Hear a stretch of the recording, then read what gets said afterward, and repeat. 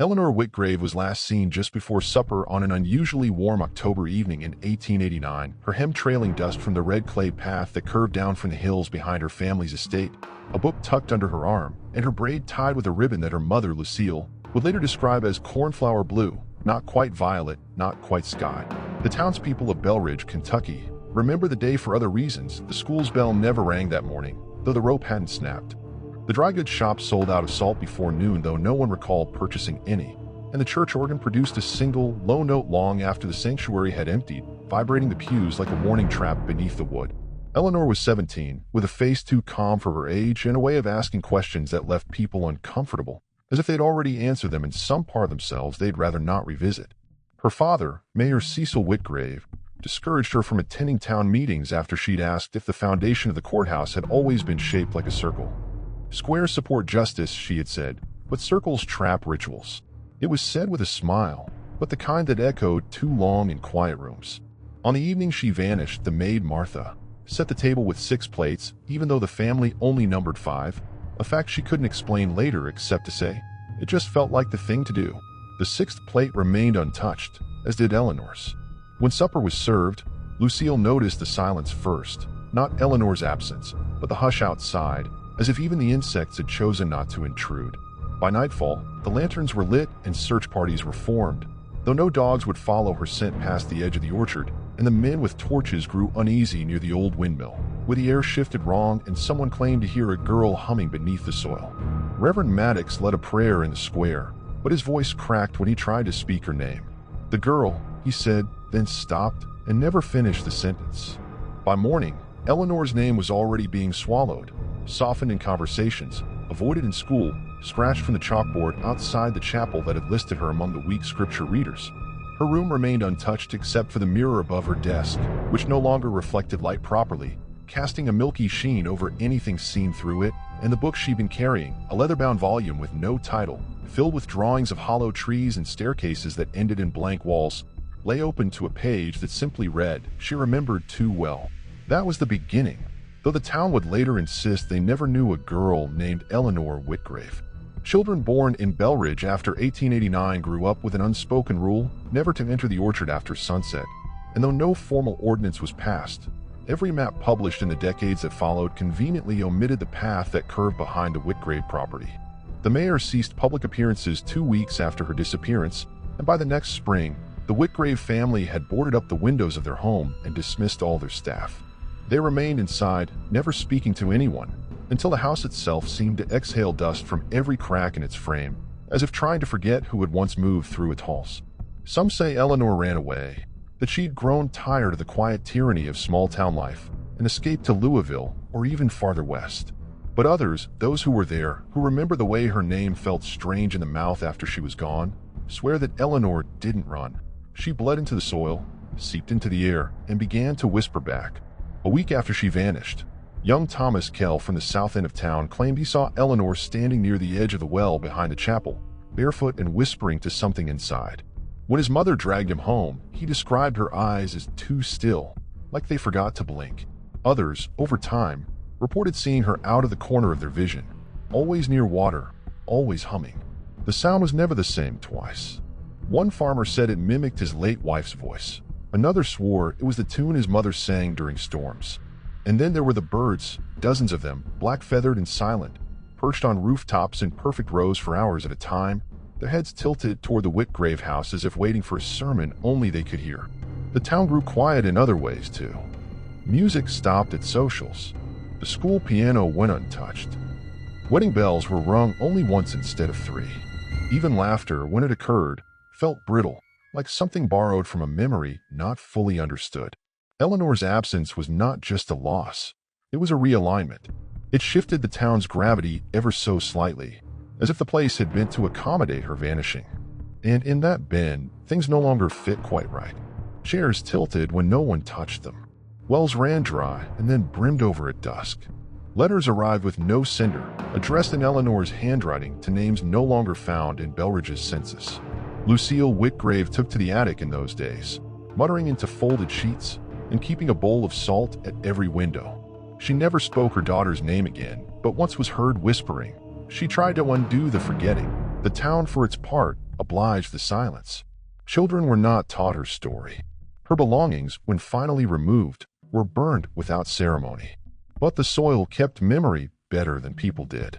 And deep in the orchard, where the path used to curve and disappear behind a hedgerow, something remained, a low hum that rose at twilight, a shimmer in the air like heat from an invisible fire, and the unmistakable sense that someone had just stepped around a corner, only to vanish before you could greet them. The Whitgrave house had a cellar that no one remembered being built, one that didn't match the floor plans filed with the courthouse, and that Lucille Whitgrave never allowed the servants to clean, not even Martha, who had been with the family since before Eleanor was born and was trusted with every other locked drawer and creaking cabinet in the sprawling estate.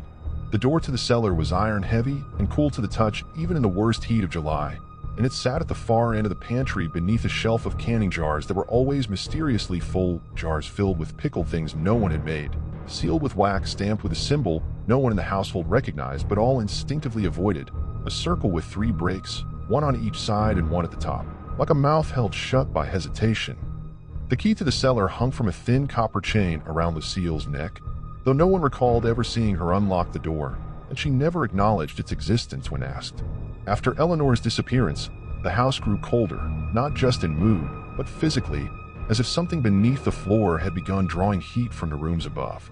The cellar door began to hum at night, a low vibrating note that sometimes matched the tone of the wind outside and other times beat in opposition, like a second heart buried in the walls. Martha once claimed she heard Eleanor's voice through the floorboards above the pantry, not calling out or crying, but singing in a tune that didn't belong to any lullaby ever sung in the house, and one that made her drop the ladle she was holding and back out of the room without even realizing she had. No one believed her, or more truthfully, no one dared to agree. The house had entered that twilight state where silence became a form of preservation. Then, one night, Lucille vanished for 3 hours. Martha found the copper chain on the kitchen counter, the key missing, the pantry door wide open. When Lucille returned, her hair was damp and clung to her temples as if from fever, her feet bare and speckled with ash, and she held a small satchel of crushed violets and torn parchment that she placed in the fireplace and burned without a word. The key reappeared on her chain by morning. That same week, 3 of the 6 pickling jars on the shelf exploded without cause. The vinegar inside evaporated into a thick gray vapor that left behind smell not unlike burning lilac and the bitter copper tang of blood. No glass shards were found, only smooth-edged rings where the jars had stood, and inside one was a small, perfectly preserved braid of hair, cornflower blue ribbons still tied in place. Lucille didn't allow anyone near the pantry after that. Meals were prepared in the summer kitchen behind the house, and the doors leading to the main hallway were bolted shut. The cellar's hum grew stronger, more rhythmic, and sometimes, guests who visited claimed they heard the soft creaking of stairs descending far deeper than the house's foundation should allow, always just below the range of hearing, like someone stepping carefully so as not to be noticed. But noticed it was. The local pastor, Reverend Maddox, once came to deliver a prayer and was stopped at the threshold of the pantry by what he described as a pressure in the air, like I'd stepped into the middle of a word not meant for me. He left without blessing the house and wrote in his journal that the roots beneath Whitgrave soil are not made of wood. Years later, when his journals were discovered, pages were found torn from the weeks following Eleanor's disappearance, and what remained was a list of names, not of people, but places, most of which did not exist on any map. The only legible note at the bottom read, "Cellars are not for storage. They are where the house remembers." Stories spread through Belridge about the cellar, even as the townspeople denied ever knowing Eleanor. Children dared each other to sneak onto the Whitgrave grounds, to press their ears to the pantry wall and report what they heard. Most came away pale and silent, and one boy, the son of the butcher, lost all the skin on his fingertips after touching the iron latch, as though the metal had drawn something from him. He never spoke again. In 1894, 5 years after Eleanor vanished, Lucille Whitgrave was seen leaving the cellar in the dead of night, her white nightgown stained with ink and torn lace, dragging a wooden trunk behind her. She buried it in the orchard without assistance, using a rusted spade and murmuring words that made the trees lean away from her in a way no one could explain. The next day, a swarm of black birds settled around the house and remained for 3 days, unmoving, unblinking. When they flew away, the orchard fruit began to rot before ripening, and no one entered the trees again. The cellar door, meanwhile, grew colder with each year. Those who approached it described not just a physical chill, but a sensation of forgetting, names slipping from memory, dates blurring, fingers trembling as if recalling a trauma the body remembered but the mind had not been told about. When Lucille died in 1901, the chain with the cellar key was gone. No one knew where it went, though Martha insisted she heard someone walking up the cellar stairs the night Lucille passed, and when she entered the pantry, there were muddy footprints on the tiles, smaller than an adult's, narrower, with one toe slightly turned in, just like Eleanor's had been. The cellar door remains sealed to this day. The current owners claim there is no such room, that no door exists behind a pantry shelf, and that any rumors of humming or voices are tricks of old pipes and creaking beams. But those who stand in the Whitgrave kitchen for more than a few minutes always find themselves looking toward the far wall, their eyes narrowing at the space where a shadow doesn't fall quite right, and their thoughts drifting, not to the present, but to something older, quieter, waiting just beneath the floorboards with all the time in the world to be remembered. Reverend Amos Maddox had been the spiritual backbone of Belridge for nearly 3 decades, known for his even temper-worn leather Bible and the habit of finishing every sermon with the same line. And so we walk not alone, but accompanied by what we choose to remember. That line, once a comfort, began to curdle in the minds of his congregation in the months following Eleanor Whitgrave's disappearance, especially as the Reverend's sermons grew erratic. Half-finished thoughts delivered in a monotone, pauses where scripture should have been, and long silences during which he seemed to stare not at the parishioners, but just beyond them, as if someone else sat in the back pew where no one dared to sit. It was a strange shift, subtle at first, but impossible to ignore once noticed.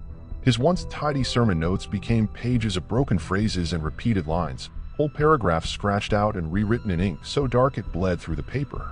He began using phrases no one had heard before, the soft places in the world, baptisms of forgetting, and liturgies spoken in reverse, and when questioned, he insisted he was simply quoting scripture.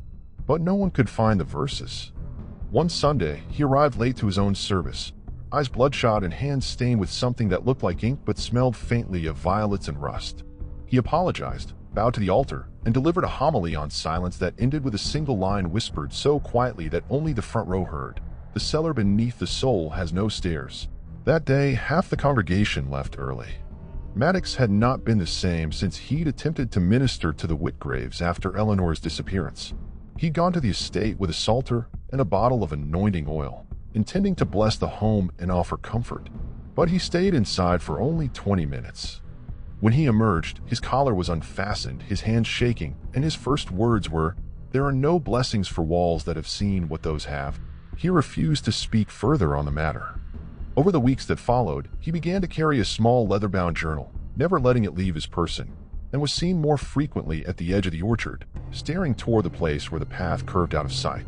The journal would later be discovered hidden behind the pulpit after his death, its pages filled with cryptic drawings, spirals, doorways, and the same symbol found in the cellar jars, a broken circle with 3 gaps.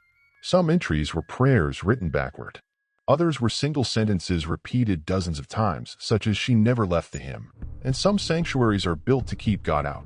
In early December of that year, Reverend Maddox announced he would be delivering a special sermon the following Sunday, when he claimed it come to him in a dream that wasn't his.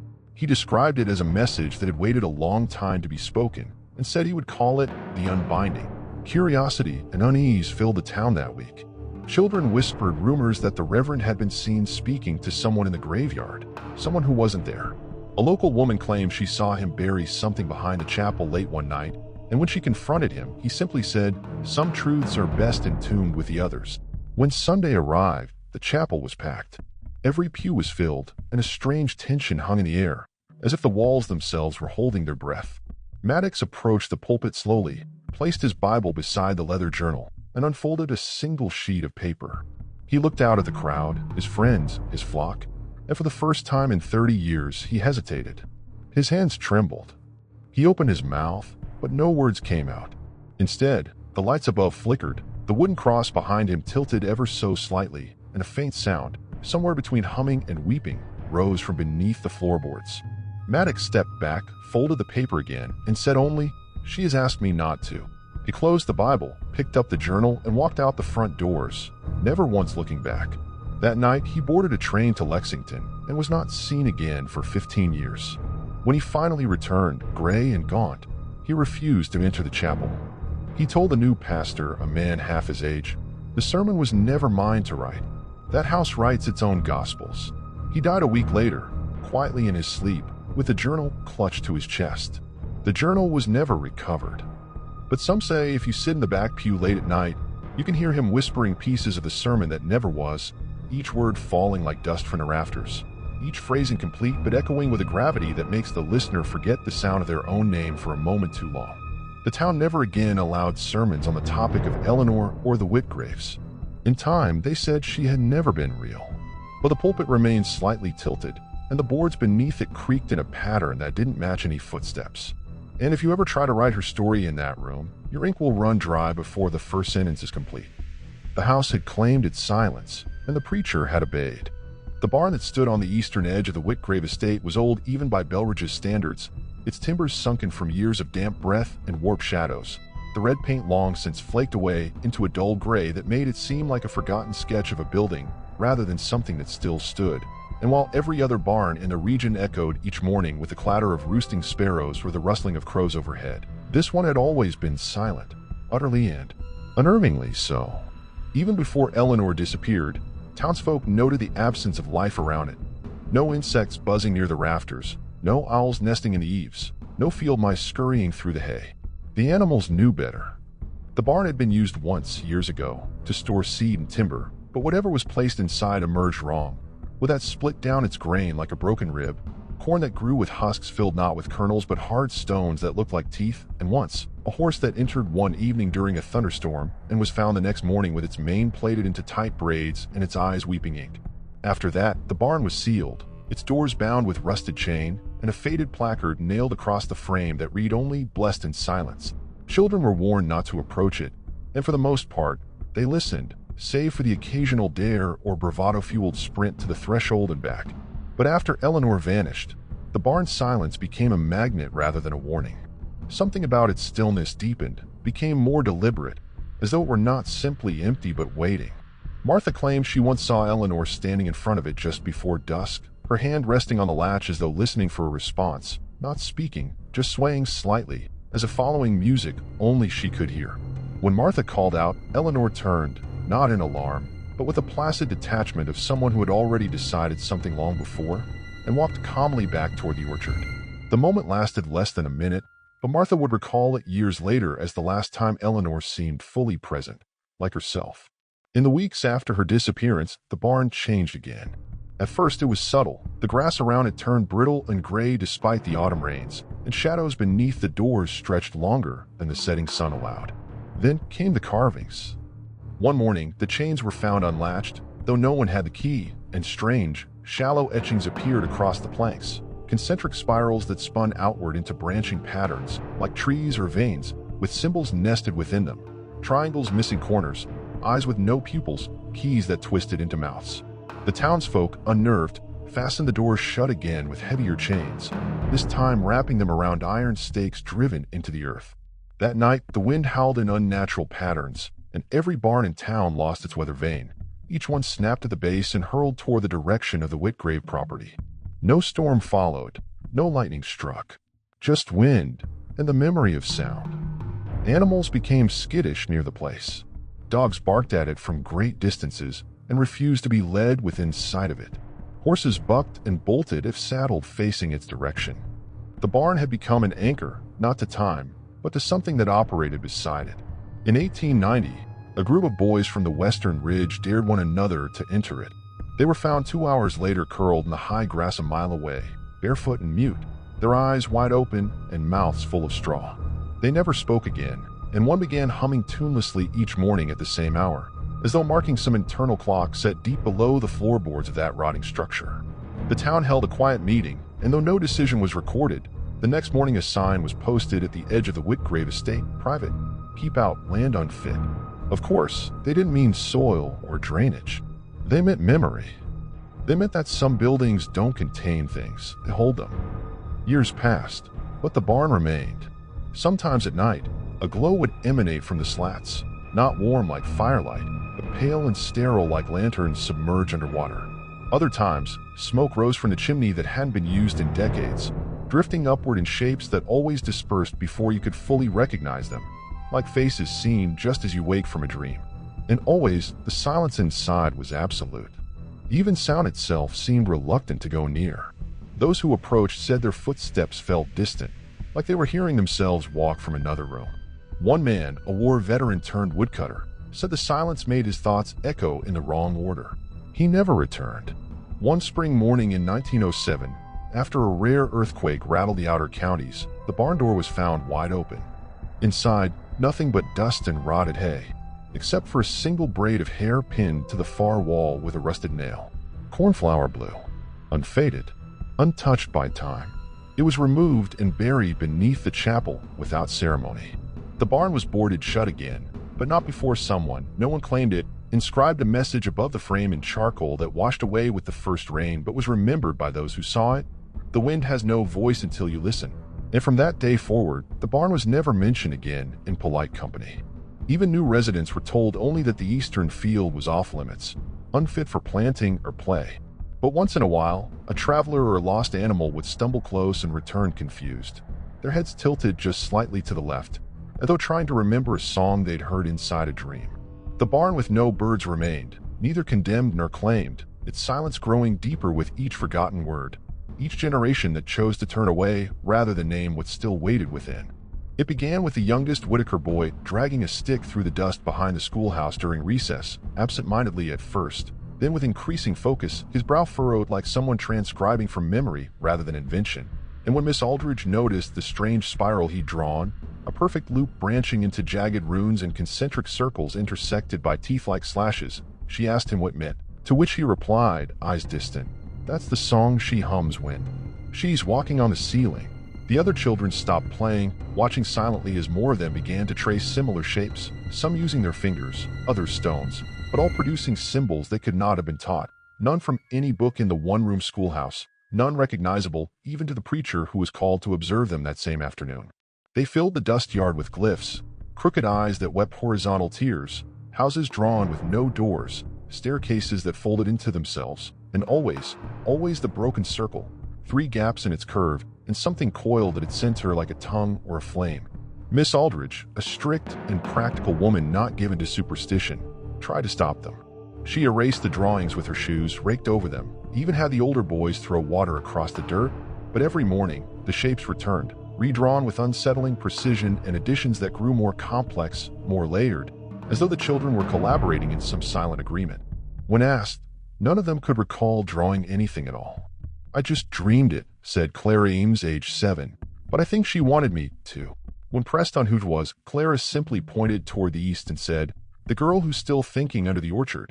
Miss Aldridge suspended recess for a week, yet the drawings continued. On the underside of desks in charcoal, in the margins of their primers, even scratched into the walls of the outhouse with broken slate. Reverend Maddox visited, offering a sermon on innocence and protection, but during his reading of Psalm 91, several children began to hum softly in unison, a tune no one had taught them, a melody with no key or meter, rising and falling like waves pulling at a distant shore. The Reverend stopped mid-verse and quietly closed his Bible. After he left, Miss Aldridge wept behind the cloakroom curtain. The schoolhouse had always been a place of order, of routine and repetition, of morning recitations and arithmetic drills, but something had unraveled in the wake of Eleanor's disappearance. Some children stopped speaking entirely. Others began repeating themselves, reciting riddles that had no answers. If a girl walks backward into a shadow, does she become it, or does it borrow her face? One boy, Milton Price, drew a picture of Eleanor standing beneath the chapel bell, her hands tied with her own hair, and when asked where he'd seen such a thing, he answered, "I was with her before I was me." He was 6. Parents were called. Many tried to keep their children home, but the drawings followed them, appearing in flour dust on the kitchen floor, in condensation on windows, in soap scum on bathtubs. One mother claimed her daughter whispered a string of numbers in her sleep that matched the old address of the Whitgrave estate before it had been renumbered in the census. Another found her son trying to bury a spoon wrapped in ribbon beneath the porch, whispering, "She's trying to get out through the cellar in my dream."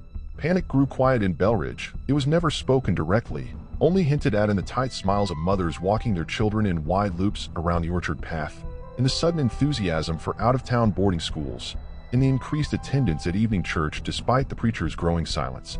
Miss Aldridge eventually burned the schoolyard and had the soil replaced with gravel, but even then, dust patterns would emerge, strange ripples after windless nights, sigils forming in puddles after storms.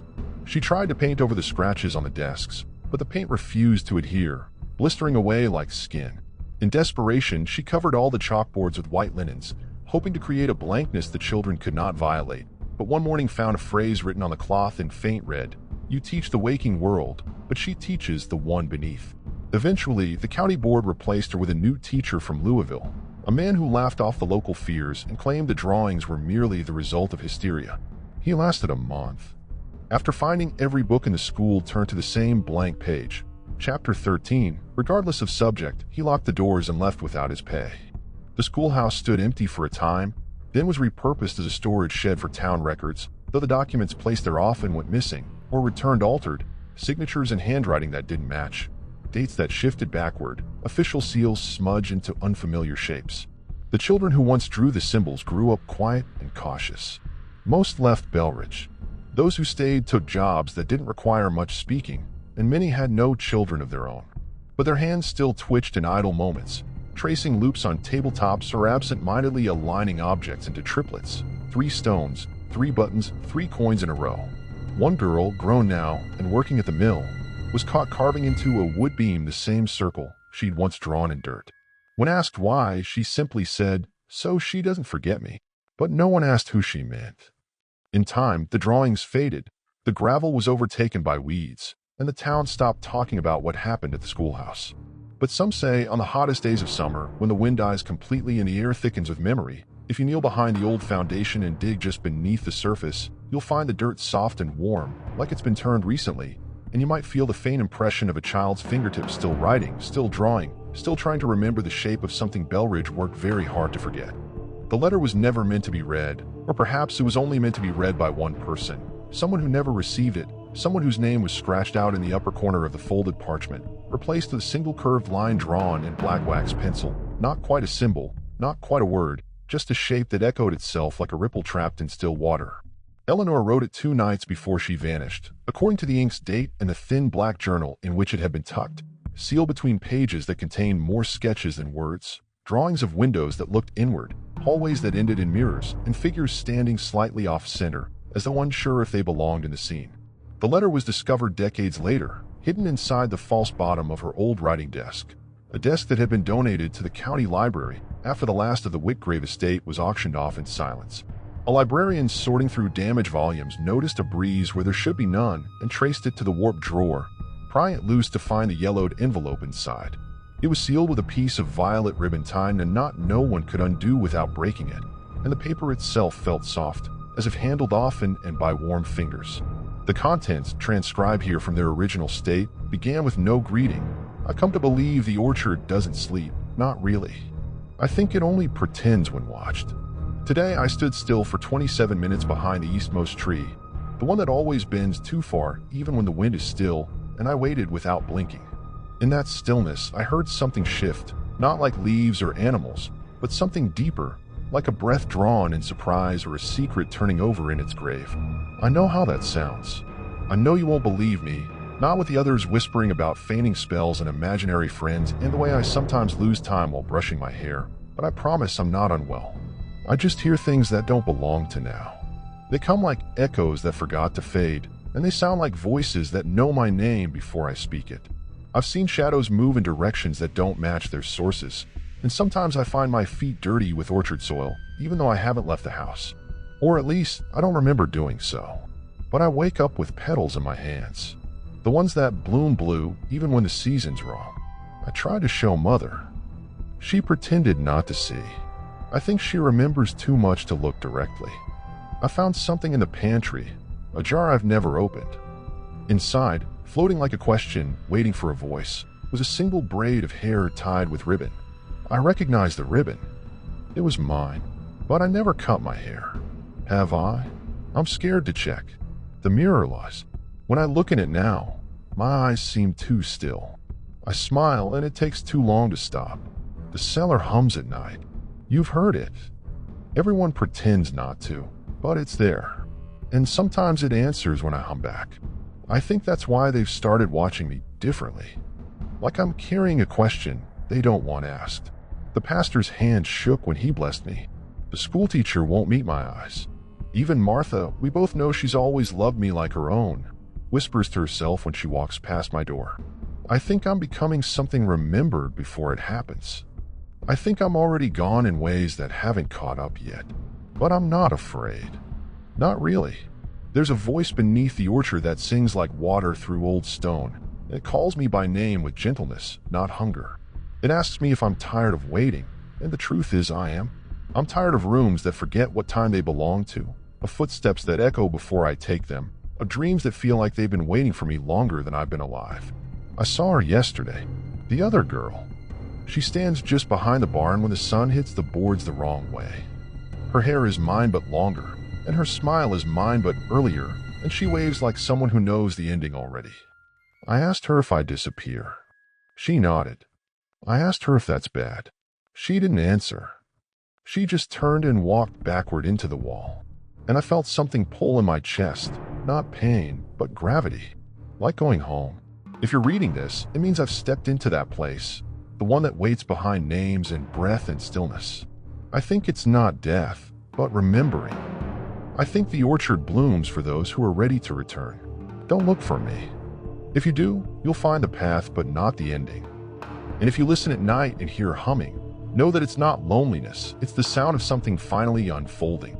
The letter ended there, with no signature, only a faint smudge at the bottom right corner that looked like a fingerprint but burned the edges of the paper when touched, as if it still held heat from a fire that had never burned in this world.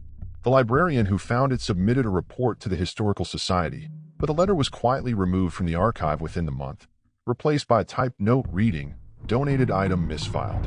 Contents undetermined." The desk was sold again. The journal vanished. But someone, perhaps the librarian, perhaps someone else, made a copy of the letter and tucked it inside the county archives under Unsolved Records. It has no file number, no index reference. But if you ask the archivist kindly and promise not to speak the name written in ink on the back page, she may lead you down the narrow stairs to a box with no label and hand you the letter with trembling fingers and ask you not to read it aloud. Because sometimes the orchard listens. There was something about the way Mrs. Trulane handled documents that made people uneasy, not because she was careless, but because she was too careful, as though each paper she touched might speak if held wrong or bleed if bent. She was the county archivist for over 40 years, a thin woman with a back too straight for her age, and a left hand she always kept gloved. The glove was made of black silk, stitched with a pale thread that shimmered faintly in sunlight. She never removed it in public. People in Belridge whispered stories about it, of course. Some said it was burned in a fire, others that it was withered from birth, and a few, mostly children, claimed it was not a hand at all, but something else entirely that twitched beneath the fabric like it wanted to breathe.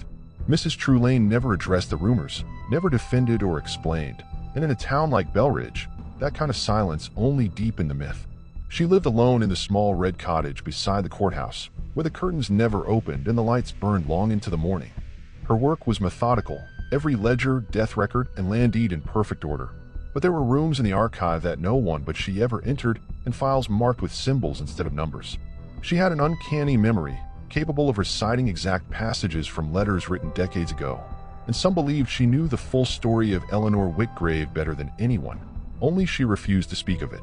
She would help you find the census logs from 1870, the church attendance of 1862, or the original property line of the Whitgrave orchard before the east fence moved itself, but ask about Eleanor, and the air in the room would change. Her posture would stiffen, the gloved hand would curl slightly, and she would simply say, "We don't carry that entry anymore." The entry had existed once.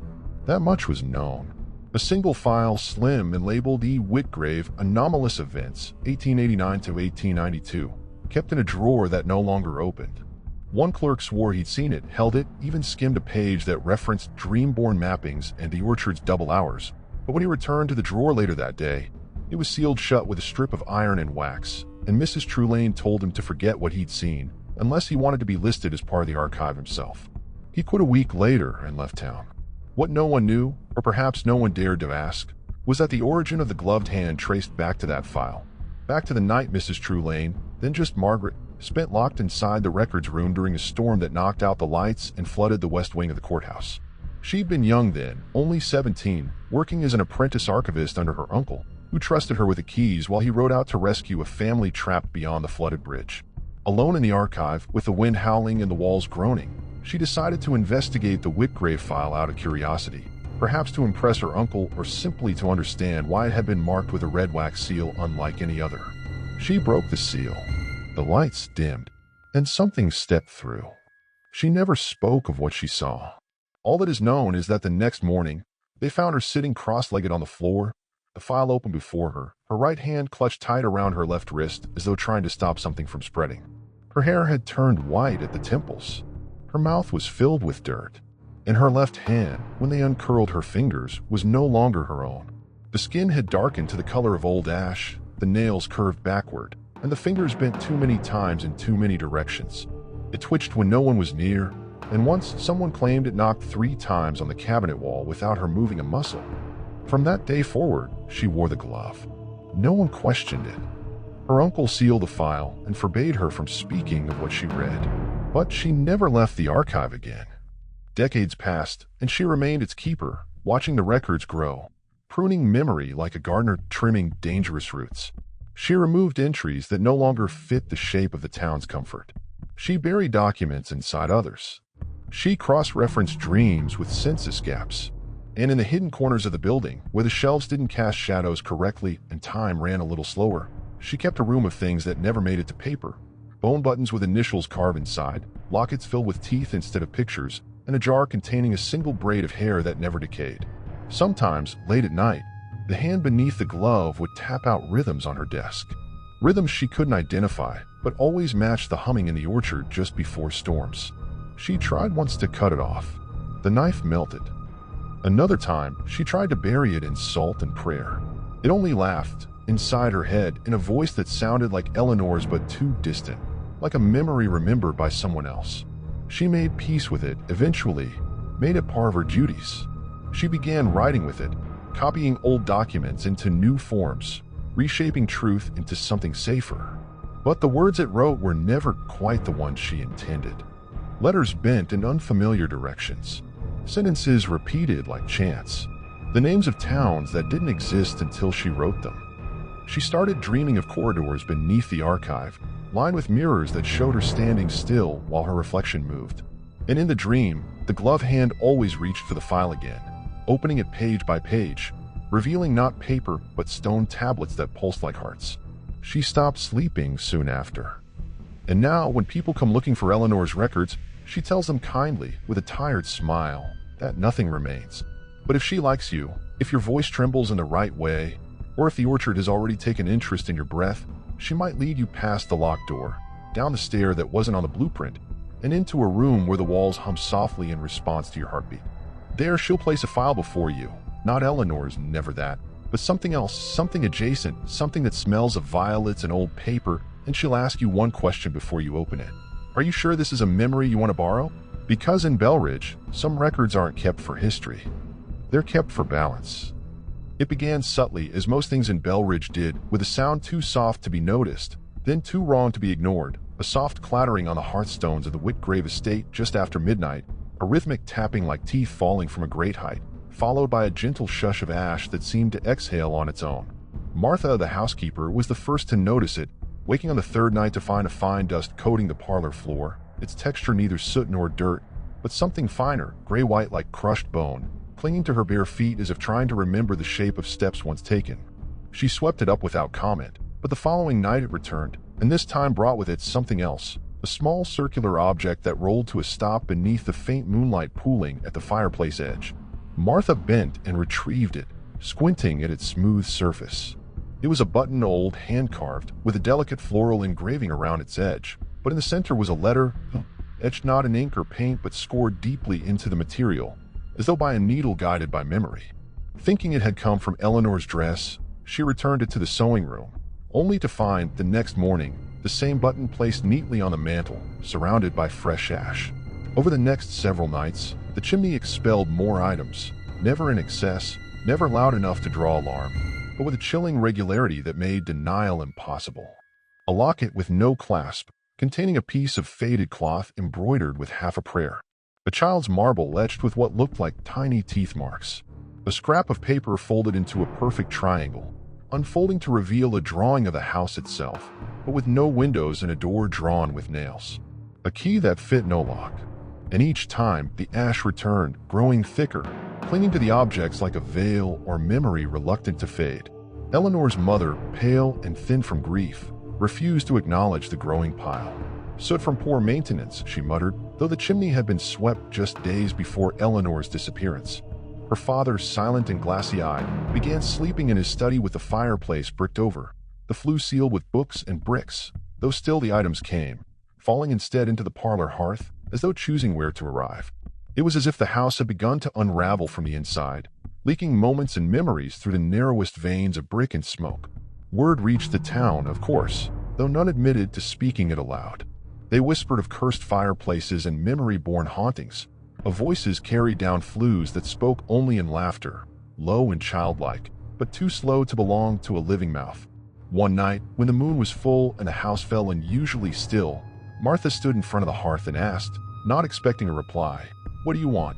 The answer came not in words, but in a rustle of soot that formed briefly into the shape of a footprint, leading away from the hearth and disappearing beneath the rug. The next morning, she pulled up the rug and found the wooden floor beneath warped, not from water, but from heat, a scorched pattern spiraling outward from the fireplace, like a bloom or a brand. That evening, she nailed the rug back down and did not speak of it again. Children passing the estate during daylight would sometimes pause and point, claiming they saw hands pressed against the inside of the chimney's upper bricks, pale and small, fingers bent the wrong way, but still tapping softly in a rhythm that made the crows fall silent. The local mason was called to investigate. He brought a ladder, tools, and a candle. He climbed into the fireplace with skepticism and jokes on his lips. He emerged minutes later, bloodless and trembling, mumbling something about rooms inside stone and whispers that came from below when I was above. He quit masonry and left town by morning. After that, no one else was called. One of the strangest objects to fall was a folded envelope sealed with hair, Eleanor's hair, unmistakably, a color that no longer existed in the house, for her brush and clothes had long been removed. Inside was a page torn from her diary, one not previously catalogued by her mother or the housekeeper. It read simply, "The chimney remembers before the fire begins. It only drops what cannot burn." Below that, in a different hand, were 3 lines. She knelt inside the smoke. She kissed the ash and it answered, "We are the breath that comes after the scream." After that, the chimney paused for a while. No drops, no ash, as if holding its breath.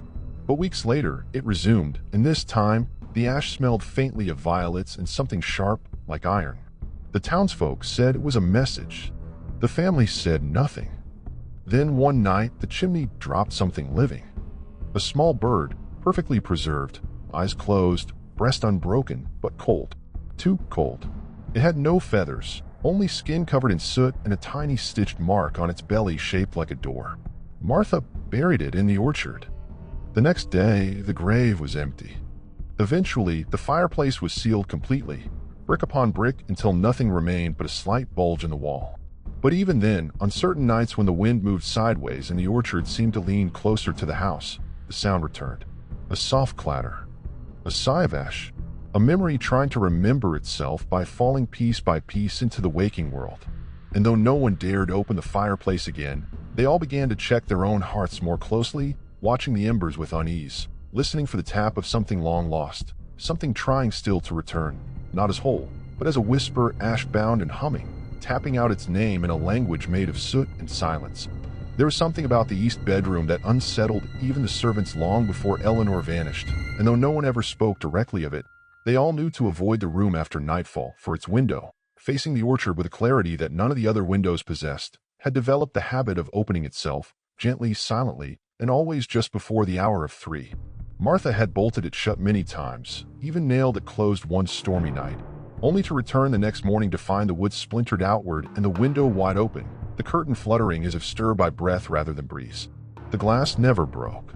The lock never held. And Eleanor, who had taken to sleeping in that room during the last few weeks, claimed she never noticed it.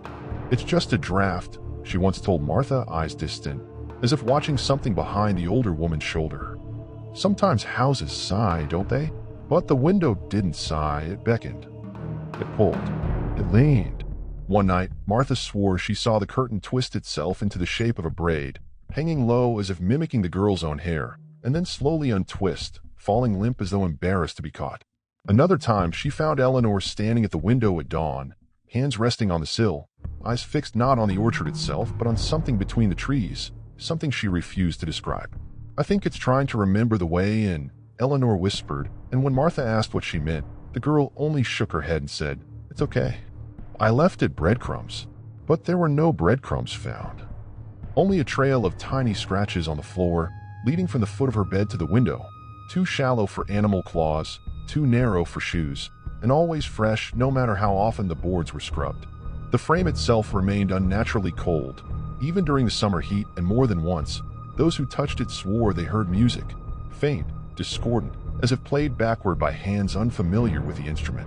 A music box was discovered beneath the bed, untouched, its key unwound. When wound tightly and release, it played no tune. Instead, it whispered names. The first was Eleanor. The second was not a name anyone in town recognized. The third was not in any language anyone admitted to knowing.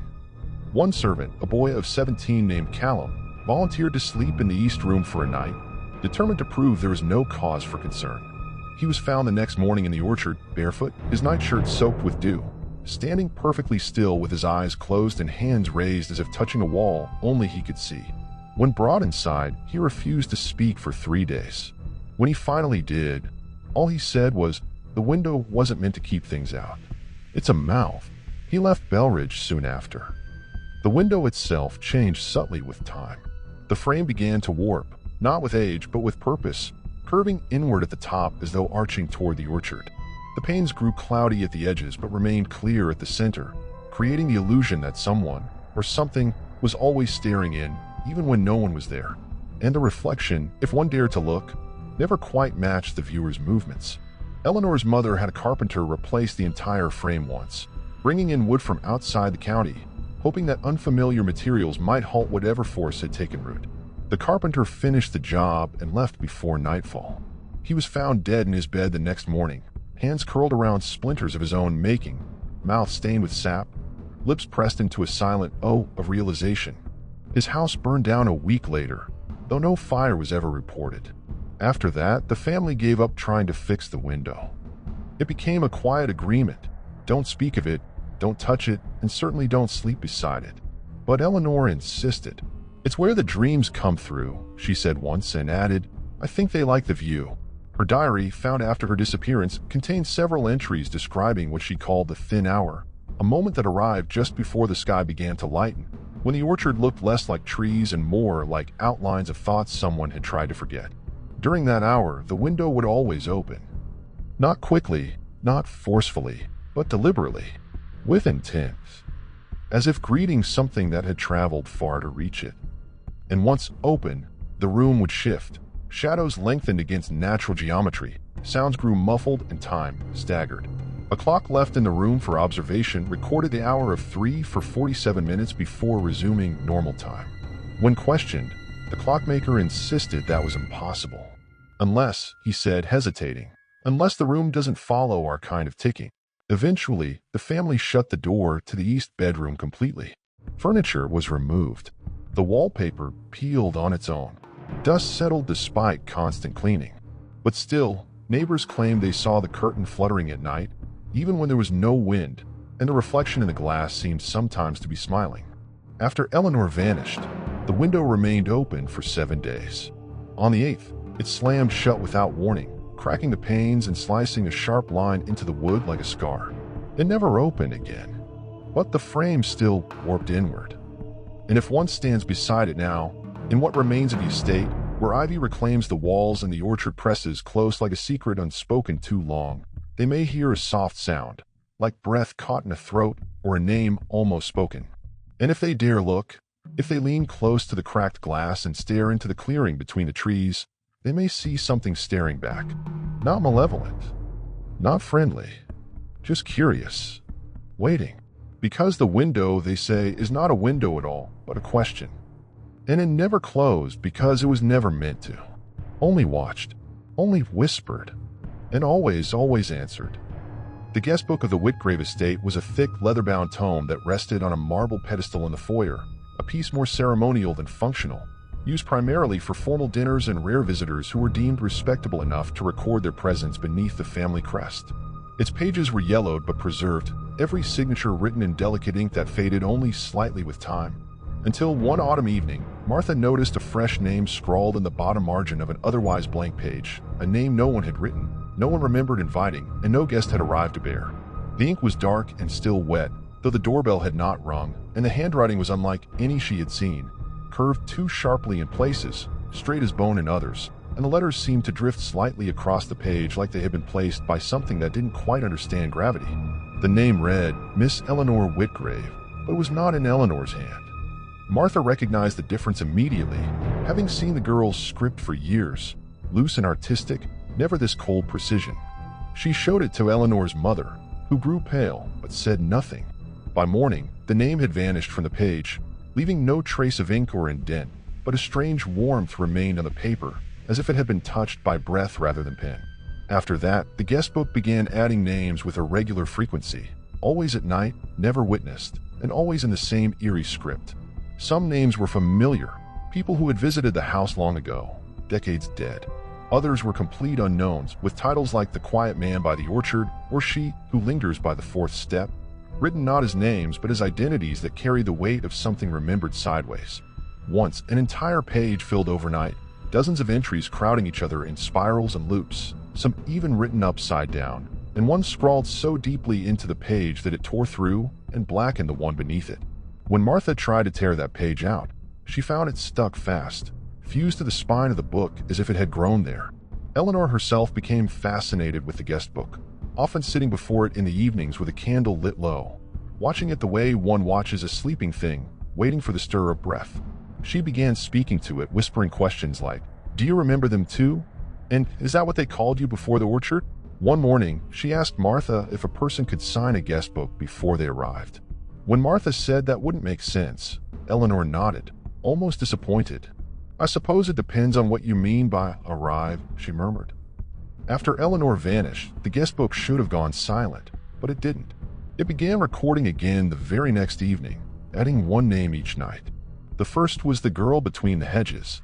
The second, Eleanor Whitgrave, reflected.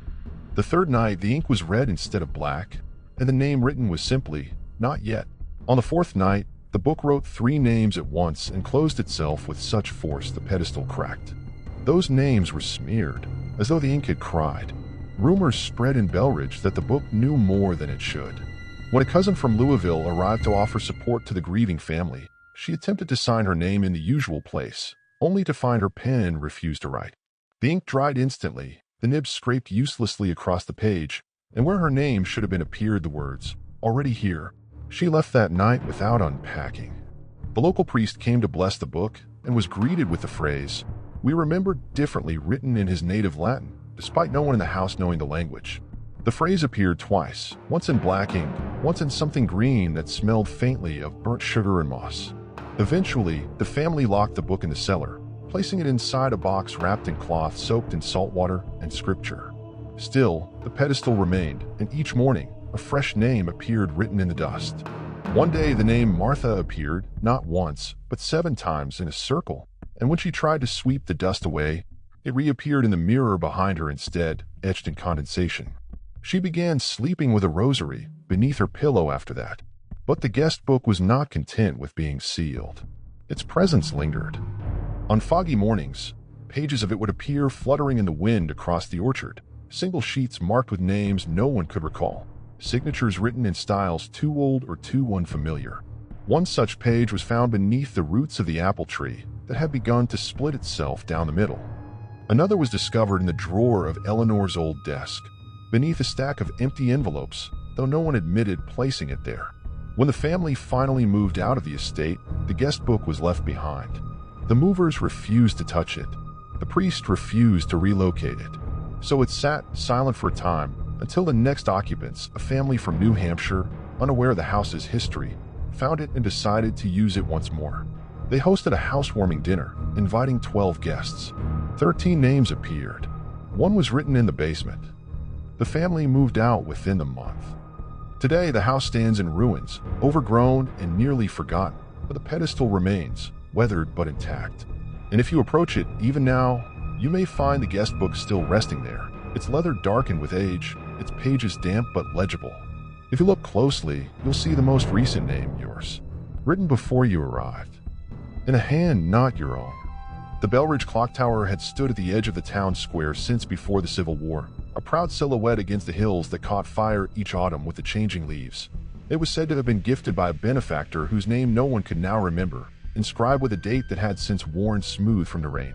It chimed each hour with patient punctuality, a deep resonant tone that echoed across the fields and down through the valley, regulating life in Belridge with a sense of certainty, even during droughts, floods, and quiet disappearances.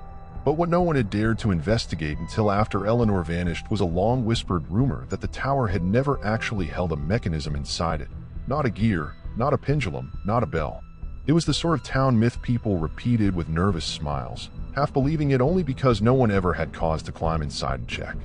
The ladder leading to the upper chamber had long been sealed, the hatch rusted shut, and the key to the tower's door lost some time during reconstruction. It wasn't until Sheriff Ashford began compiling a timeline of the night Eleanor disappeared, cross-referencing the sound of the town's hourly chimes with witness accounts, that someone realized a troubling detail. No one had heard the clock strike 3 that night, and yet at 4 it rang as normal. A silence had occurred, noticed by none in the moment, but felt retroactively, like waking from a dream and realizing something essential was missing. That discrepancy compelled the sheriff, along with 2 deputies, to force the tower door open. What they found inside altered the way many in Belridge spoke of time itself. The interior of the tower was bare. The ground floor was nothing but dust and stone. The latter had rotted into powder. When they climbed the outer scaffolding built by the workers who once repaired the roof, they discovered the upper clock chamber through a warped side hatch. Inside, there were no gears, no cogs, no bell. Instead, they found a circular room lined with 4 tall windows, one for each direction. Each window made not of glass but of thin, stretched parchment sealed into the wood with wax and nails. On each parchment was drawn the face of a clock, delicately painted, the hands positioned perfectly to represent the hour, but none of them ever moved. And yet from within the chamber, the town claimed to hear the chimes, hollow and unmistakable, and the hands of the exterior clock did shift from hour to hour in perfect unison. The deputies, unnerved, attempted to move the paper clock faces. They would not tear. The parchment remained strangely warm to the touch, and one deputy claimed he felt something pulse beneath it, as if a vein ran through the wall.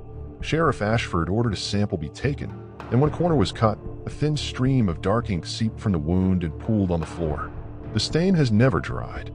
In the center of the room sat a small wooden stool, on which rested a pair of child shoes, identical in size and design to those worn by Eleanor in the last photograph taken of her. Beneath the stool was a shallow bowl of water, entirely still, though the tower creaked and groaned around them. And in that water floated a single strand of red hair, gently spiraling counterclockwise. The sheriff brought the shoes down as evidence.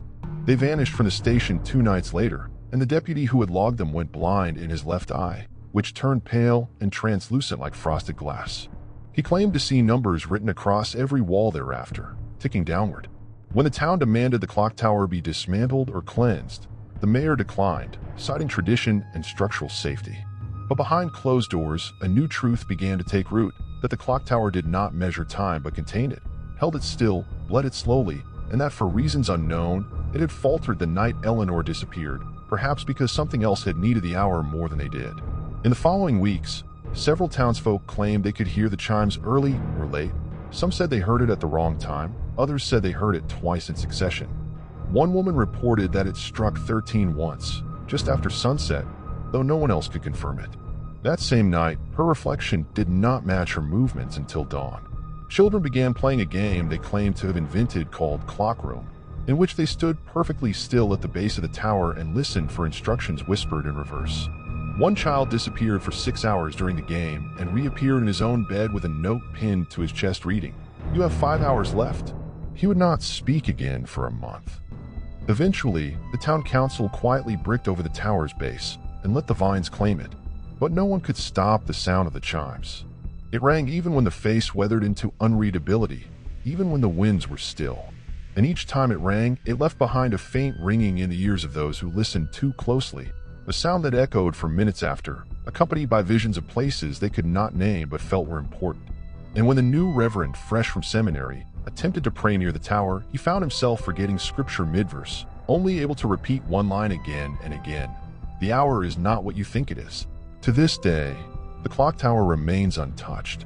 Its hands move, its chimes sound, and no one speaks of climbing it again.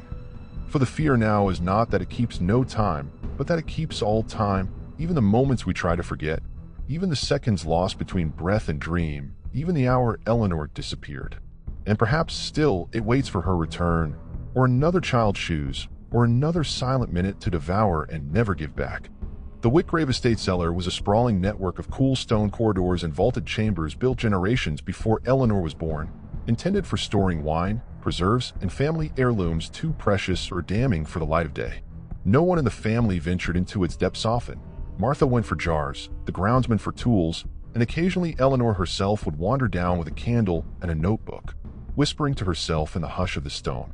The cellar was known to be peculiar, prone to unexpected drafts, and heavy with the scent of wet iron and lavender, but none of that compared to the peculiar back chamber they had always referred to simply as the room. The strange thing, and this was acknowledged only in hushed conversation, was that the room was undeniably there, measurable in floor plans, listed in records, and even mapped by a local carpenter once. But no one could find an entrance to it.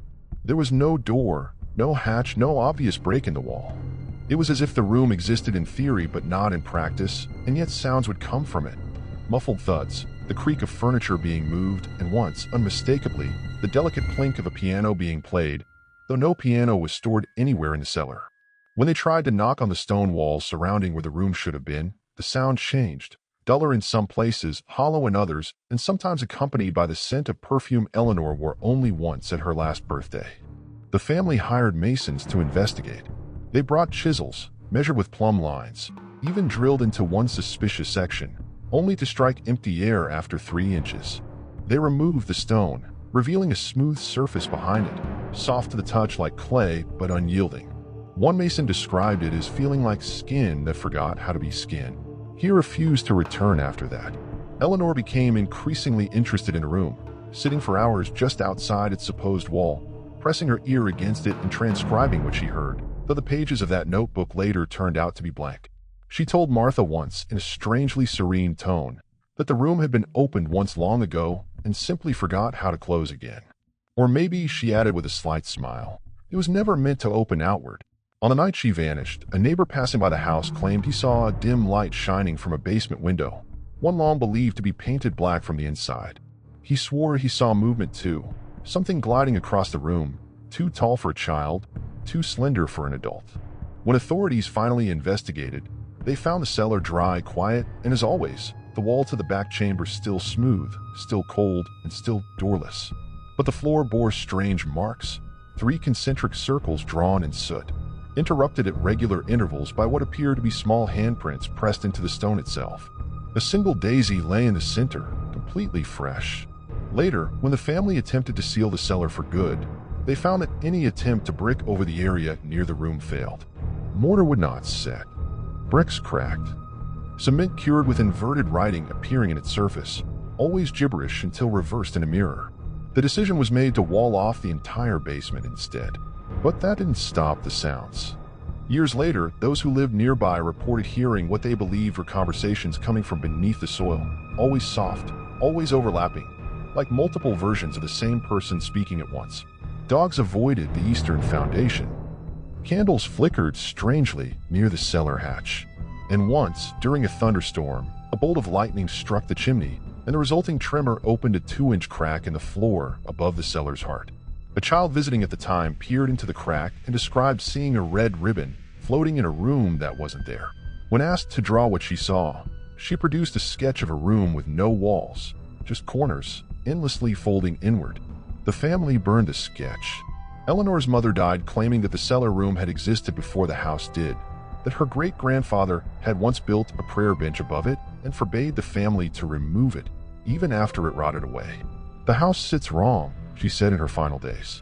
We live like teeth above a mouth we cannot clean. Her final request was to have her body cremated and her ashes scattered anywhere but the property. Eleanor's father refused. He buried her in the orchard. And after that, the cellar door began rattling at night. Only slightly, only once, but always at 3 in the morning.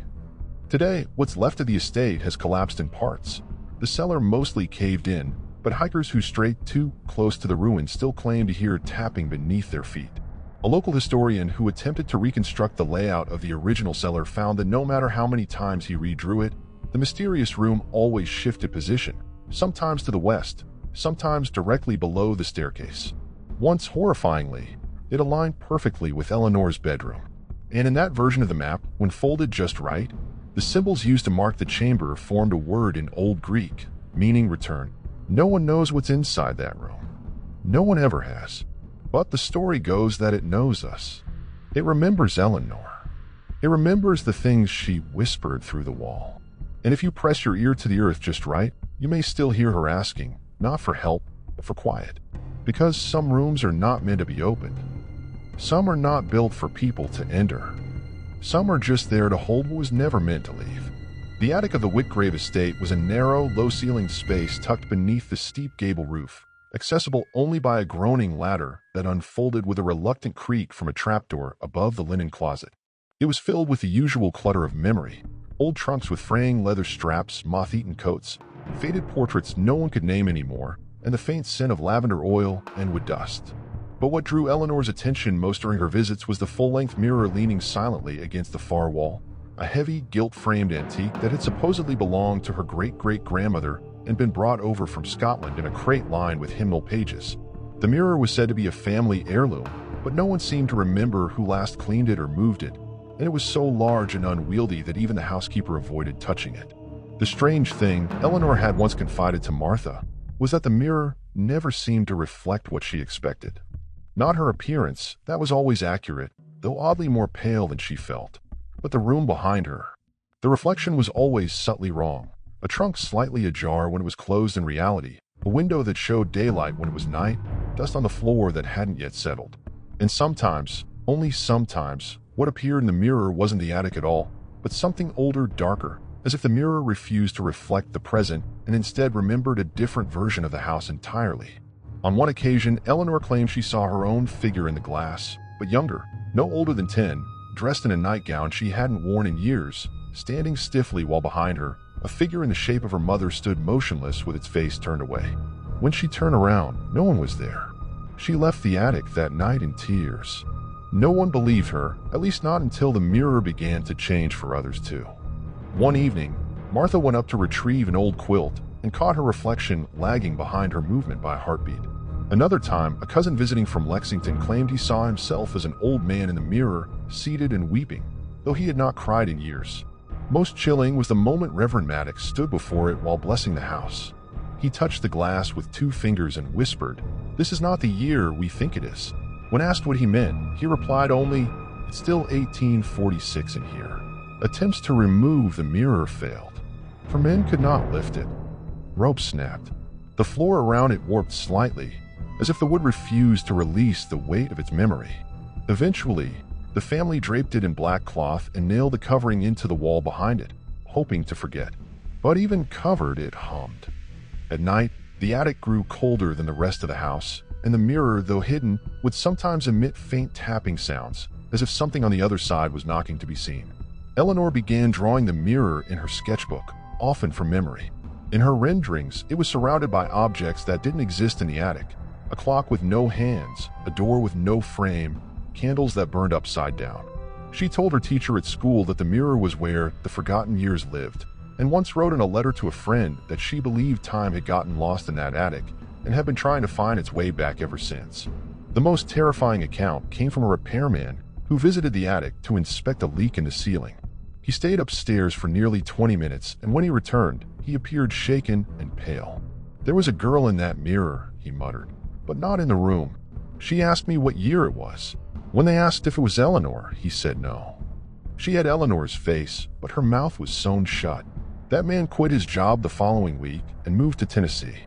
Eventually, the attic was sealed, the ladder nailed in place, the trapdoor shut for good. But the sounds did not stop. Neighbors would claim they saw flickering light from the attic windows long after the house had gone dark.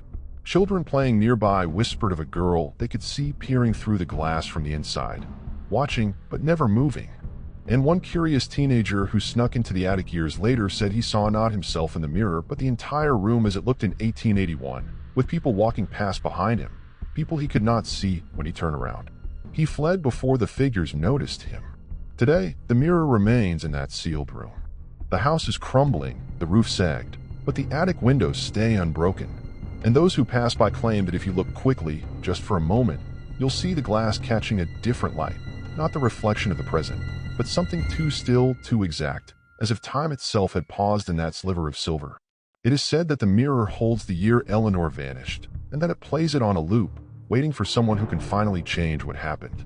But until then, it reflects not what we are, but what we were. And sometimes, it reflects what we never want to remember. Among Eleanor Whitgrave's possessions after her disappearance was a small leather-bound diary, worn at the corners, the cover embroidered faintly with a letter pressed in gold leaf, though faded now to the color of autumn hay. It had been kept in her bedside drawer beneath a stack of sketches, and no one in the family had known she was writing anything of length or intention. At first glance, it was the sort of journal expected from a girl of her age. Thoughts on the weather, musings about the orchard, verses of unfinished poetry, and the occasional sketch of moths, owls, or eyes that appeared more expressive than any child should have drawn. But as Martha leafed through it in the weeks after Eleanor vanished, she began to notice something deeply unsettling. The diary didn't record past days, it anticipated them.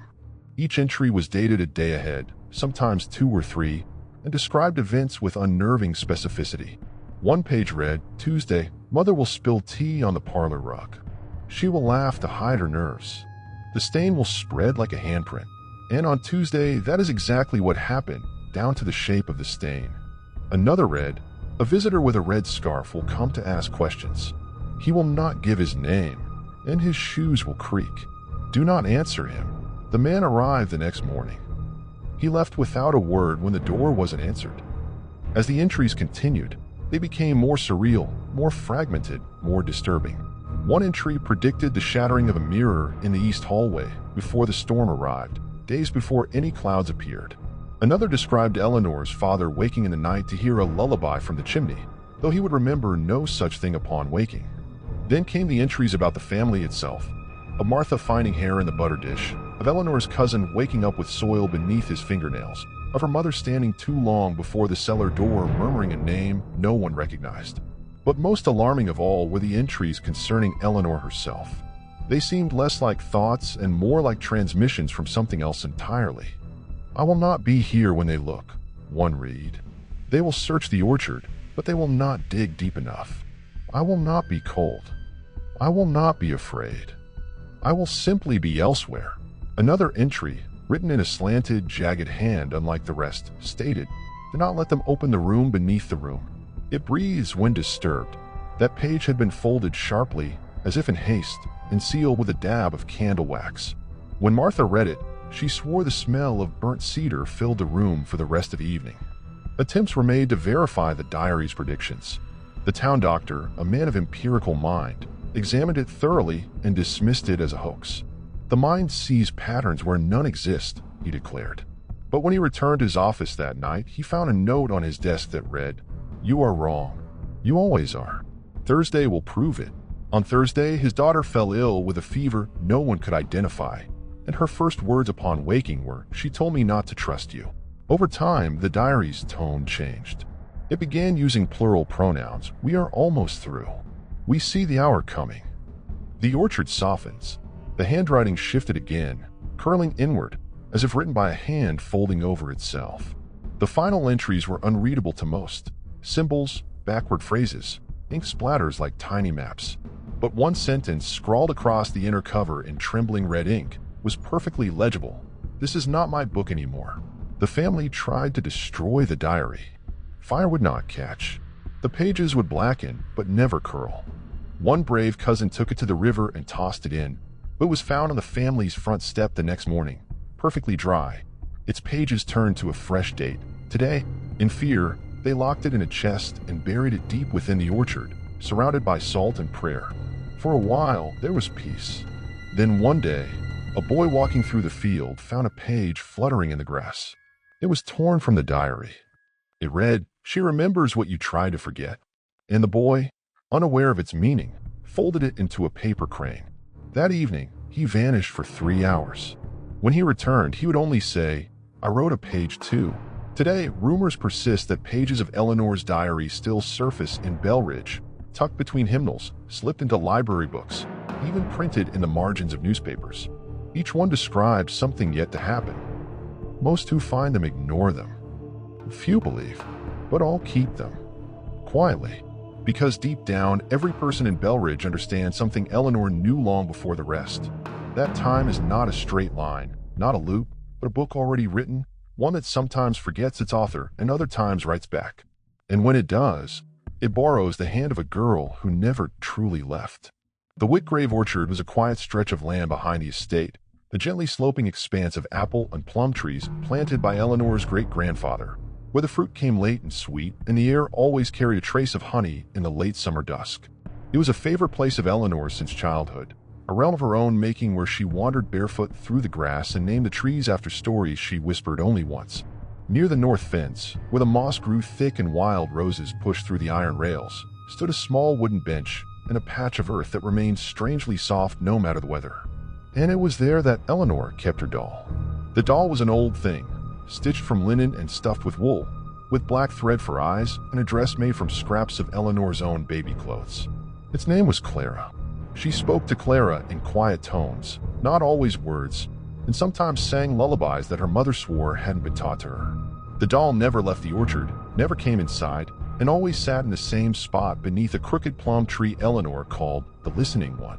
At first, the family thought it was sweet, a child's way of creating sanctuary. But over time, the doll became something else entirely. It began when Martha noticed that the doll would not be where they left it. It moved slightly each day, only a few inches at first, always shifting its position, sometimes facing east, sometimes west. Then, one morning, it was found standing. Not propped, not leaned, standing upright in the grass with its head tilted toward the house. No one could explain it. They checked for sticks, wires, stones, nothing. They burned it that day, throwing it into the hearth and watching as the flames consumed it. Or seemed to.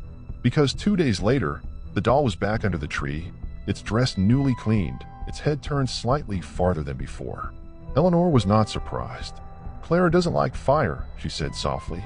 She forgets, then remembers again. Over the next weeks, more unsettling things occurred. The fruit near Clara's resting spot began to spoil faster, rotting from the inside out while still on the branch. Birds avoided the tree, circling but never landing. A visiting cousin claimed he saw the doll blink.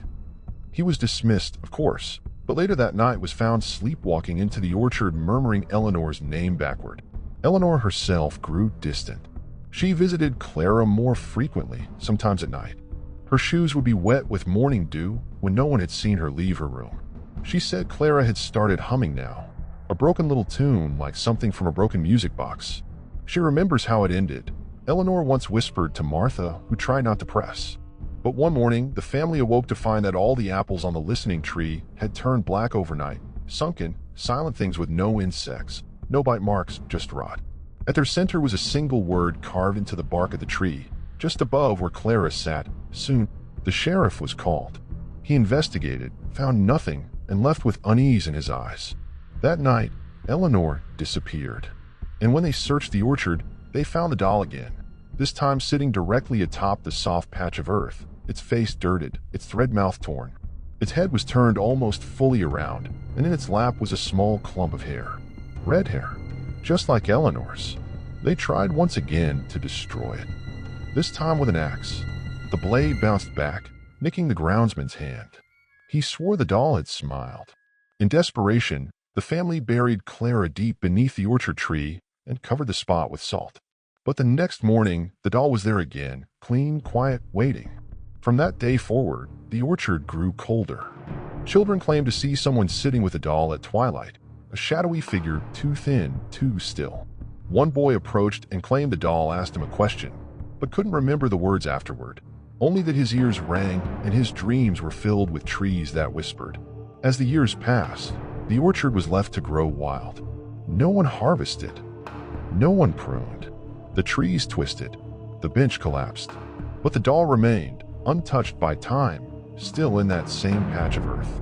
Visitors claimed the grass around her never grew, that insects avoided it, that the earth felt warm. A traveler once photographed it, and found the film melted. Local legend began to call her the Orchard Girl, and teenagers dared each other to touch her. Those who did often fell ill afterward. Nosebleeds, fevers, sudden migraines that lasted days. One girl claimed her reflection winked at her afterward, when she hadn't.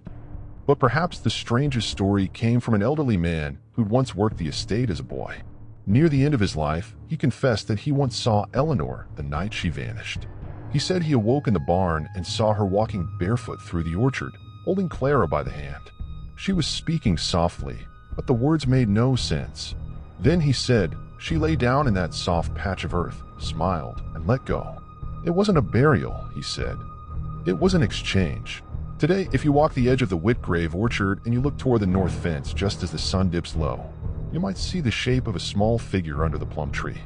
And if you listen closely, you may hear the sound of cloth moving against bark or the slow creak of a head turning too far.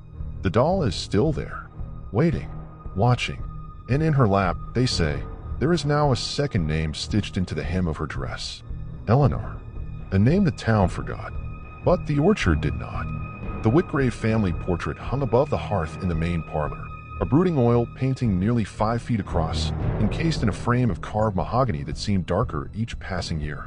It had been commissioned in 1873, painted by a traveling French artist whose name had faded from the estate's record books, and it showed the family in their formal best, Eleanor's father standing tall and unsmiling, her mother seated primly in a burgundy dress, and Eleanor herself no more than 3 years old, resting one hand on her mother's lap with a curious, half-formed smile. Behind them loomed the painted outlines of the parlor, stiff-backed chairs, and a grandfather clock frozen at 6. For years, the portrait was unremarkable, another heirloom in a home filled with memories and dust. But everything changed 3 days after Eleanor vanished. Martha was the first to notice the change. She had walked past the portrait in the early morning, tray in hand, and paused as her reflection caught in the glass. Something about the composition felt off, unbalanced. She set the tray down and looked closer. There, to the far left of the painting, in a space that had once been empty wall, was a figure that had not been there before. A boy. His face was obscured in shadow, his clothing indistinct, perhaps a dark suit or simply a smear of deep gray.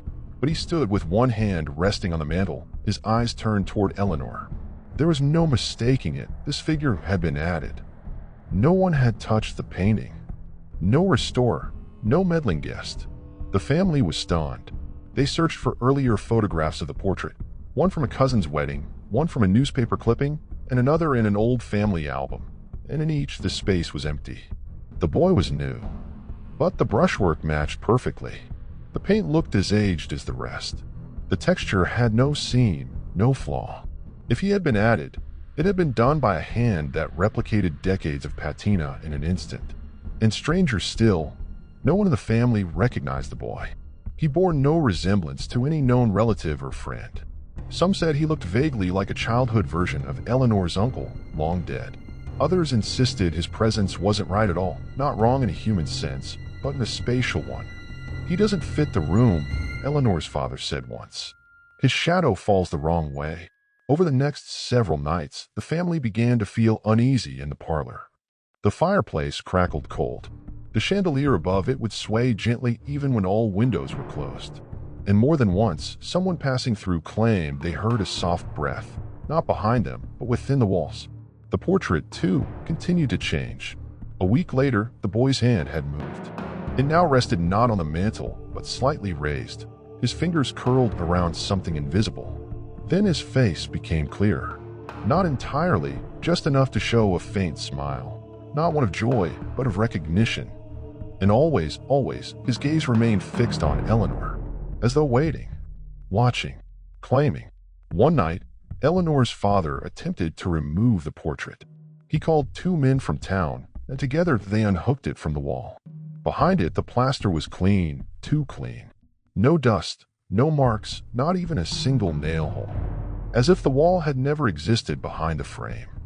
Disturbed, they placed the portrait in a cellar. The next morning, it was back on the wall, hung perfectly, the hook reattached, the boy's figure sharper. Now his shoes were visible, and one was slightly turned inward, the way Eleanor's had been when she stood as a child. The family became obsessed. Martha began taking daily notes on the boy's changes, charting his movement across the weeks. Each change was subtle, a finger lifting, the coat darkening, the background fading slightly behind him. At one point, she noticed that the grandfather clock in the painting had moved as well. Its hands now pointed to midnight. No one had ever noticed the time before. Eleanor's mother began to pray before the painting, whispering names no one else recognized. Her father stopped entering the parlor altogether. Then one morning, Martha screamed. The boy in the portrait had changed again, not in posture or clarity, but in number. There were now two of them. One stood where the first had, his hand still lifted. But the second was seated beside Eleanor, facing forward, with his hand resting gently atop hers. His face was blank, smooth, and expressionless. But the implication was undeniable. Eleanor was no longer alone. In the days that followed, the family sealed the parlor. Furniture was moved. A curtain was drawn across the entry. But the presence did not fade. Shadows passed beneath the crack of the door. Whispers echoed through the hallway. One guest, unaware of the sealed room, swore she saw a girl walking past in the hall who turned the corner and never came out the other side. She followed, but found only the parlor door still locked. Rumors spread. Some said the painting had always had the boy, that the town had simply forgotten. Others believed Eleanor had painted him herself, somehow, that the portrait was never complete until she was gone. But one elderly archivist who visited the estate to investigate came to a different conclusion. He examined the portrait for hours, running his fingers along the frame, tilting the canvas under lamplight. At last, he turned to the family and said, "This isn't a painting. It's a window. And someone on the other side is building their own family, piece by piece. The portrait remains where it always has. No one tries to move it now. It adds no more figures, but its colors grow deeper every year. And if you stare long enough into the eyes of the boy beside Eleanor, you may feel, as many have, that he is not merely watching you. He is waiting for the last person to notice they've already joined the picture, waiting for the name that will appear next." In the fall of 1894, 5 years after Eleanor Whitgrave vanished and the orchard had grown thick with silence, a man named Tobias Marchant arrived in Belridge, Kentucky, claiming he had never been there before, though he could describe in unsettling detail things no outsider should know.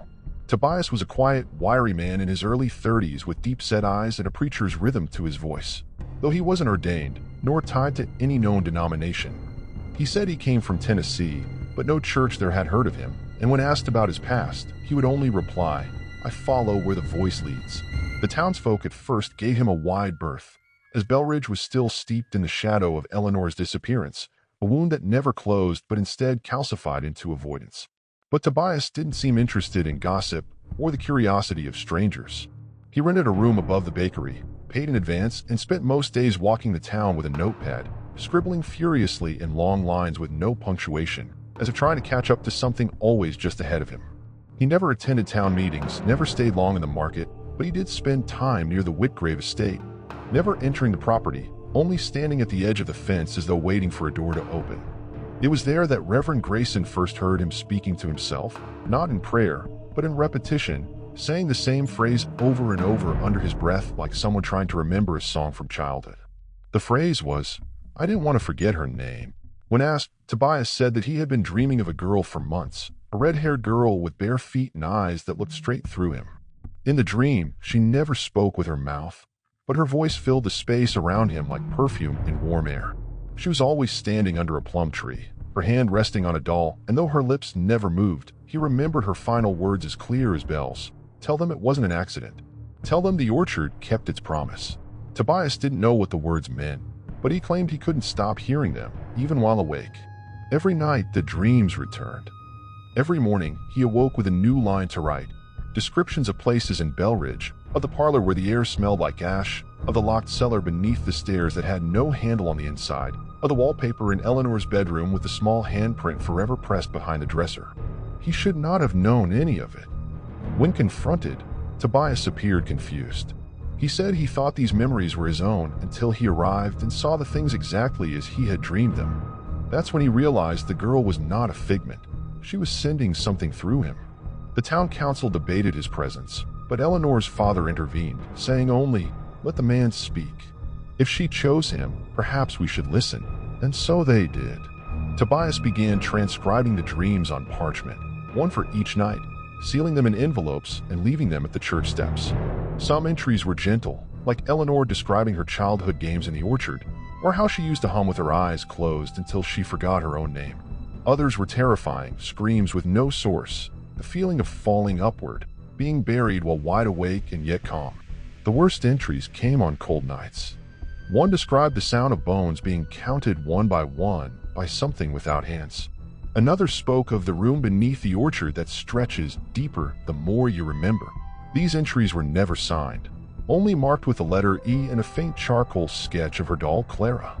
Then came the dream that changed everything. Tobias woke screaming one night, loud enough for the baker's wife to rush upstairs. He claimed Eleanor had spoken directly to him, not in her usual silent way, but aloud. She told him her last words, and she told him to say them only once, in front of everyone.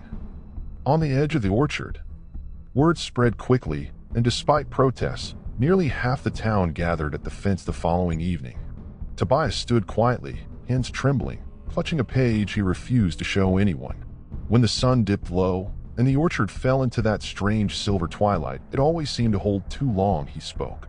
Her last words were these, he said, voice cracking. I was never supposed to be found. But they opened the door too early. The orchard remembers everything it's asked to forget. And I am still there, listening, waiting. You fed me to the ground. Silence followed. Not the kind that passes, but the kind that settles. That night, several people reported strange happenings. Mirrors cracking, clocks stopping, children waking with soil on their feet. Tobias disappeared the next day. His room untouched. His belongings gone. But one parchment was left behind, pinned to the wall with a black thorn no one could identify. On it were 3 words, written in Eleanor's handwriting, not quite gone. To this day, Belridge speaks of Tobias Marchant only in hushed tones, as a man who carried someone else's memories, who dreamed a message too long ignored. Some say he was never real at all, that he was simply the orchard borrowing a body to finish its sentence. Others say they still see him at the edge of town, staring into the trees, mouthing words no one can hear. But all agree on one thing: when you dream of Eleanor Whitgrave, don't listen too closely. She doesn't always know who she's speaking through. It began on a morning soaked in fog so thick that even the rooster at Granger's farm refused to crow, a stillness that clung to Belridge like wet cotton and made every surface sweat with the taste of silence. When Martha Greaves stepped outside to fetch the milk, she saw it, folded neatly, like a shroud placed by invisible hands, a piece of black lace resting on her doorstep. It wasn't the kind of lace sold in town, not the stiff mourning cloth favored by the older widows. This was fine and old, impossibly delicate, with frayed edges and a musty perfume that reminded her of forgotten trunks and moth wings. At first, she thought it was a gift, perhaps from a neighbor playing some morbid joke, until she stepped out onto the main road and saw Mrs. Kellum standing frozen in front of her own porch, holding the same veil with trembling fingers. By the time the bell tower struck 9, the pattern had become undeniable. Every house in Belridge had received a piece of the same lace, left overnight unseen, untouched, unexplainable. No one had heard footsteps, dogs didn't bark, and those few who left their lamps burning claimed the night had simply passed without pause, a stretch of blankness between dusk and morning. Some said the lace felt warm when first touched. Others swore it was cold as a widow's breath. One child, too young to know the weight of history, tried to wear the veil as a cape and went missing for 6 hours, only to be found asleep under the plum tree in the Whitgrave orchard, her hair streaked with gray and her hands covered in symbols no one recognized. The veils were not uniform. Each one bore subtle differences, a frayed edge here, a torn corner there, but all were unmistakably cut from the same larger cloth, as though someone or something had divided a shroud meant for one into pieces meant for many. A few brave souls brought theirs to the church, placing the veils on the altar like offerings. Reverend Grayson touched one and immediately began to weep without sound, his eyes wide and distant, mouthing Eleanor's name, though he swore later he had never intended to. The town met in whispers and then in circles, debating what to do. Burn them, bury them, return them to the orchard? But nothing felt right, and no matter what was done, the veils always returned, left again on doorsteps, tucked into windowsills, even found hanging on mirrors. Mayor Whitgrave refused to speak of them. When asked directly, he only muttered, "She's closer now." before retreating into his study and nailing the door shut from the inside. Over time, some residents accepted the veil as part of the home, folding it into drawers or placing it beneath lamps. But others claimed the fabric changed when left untouched too long. It grew heavier, darker, and one woman swore it began to bleed at the corners like ink soaking into parchment. Children said the lace whispered at night. They couldn't repeat the words, but they said it made them dream of staircases that led nowhere and of girls standing behind trees with no eyes. A merchant who tried to sell his veil as a curiosity to a man in Lexington fell dead on the train before the first stop, his satchel empty save for the veil, neatly folded again. The townspeople grew afraid to move them, yet afraid to leave them alone. Clarabelle Hensley, who had long kept hers wrapped in a Bible, found the lace one morning stitched into her bedsheets, as if it had been there since the first day she lay in that room as a child. The stitching spelled out Eleanor's name, not in ink, but in a seam that couldn't be undone. But the most terrifying incident occurred 1 week later, when the schoolhouse bell rang at midnight. The teacher, Miss Alden, was the only one who lived near, and when she approached with a lantern, she found the front door open, a trail of black lace leading down the hall and into the classroom. On every desk, folded with perfect precision, sat a veil. And carved into the blackboard with something sharper than chalk were the words, "Class dismissed." She knows their names. The children were kept home after that. No one rang the school bell again. Stories spread about who might be next, as though the veils were a form of countdown or silent accusation.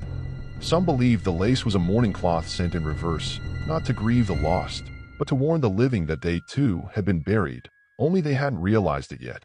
A few desperate residents tried burning their veils in the church's furnace, but the cloth would not ignite. It turned blacker, smoked without fire, and then reappeared back in their homes before morning. The baker's wife claimed she saw hers crawl across the floor in the dark like something with intent. It was Eleanor's aunt, Genevieve, who proposed the theory that the veils weren't sent by Eleanor, but by the orchard itself, as a reminder of what it had been asked to conceal, and a quiet declaration that its debt had not yet been paid. She claimed that when the orchard was young, it was planted over something older, something the ground had not agreed to forget. Her words were dismissed, but that night she was found seated in her rocking chair, veil draped over her face, eyes open and mouth sewn shut with black thread.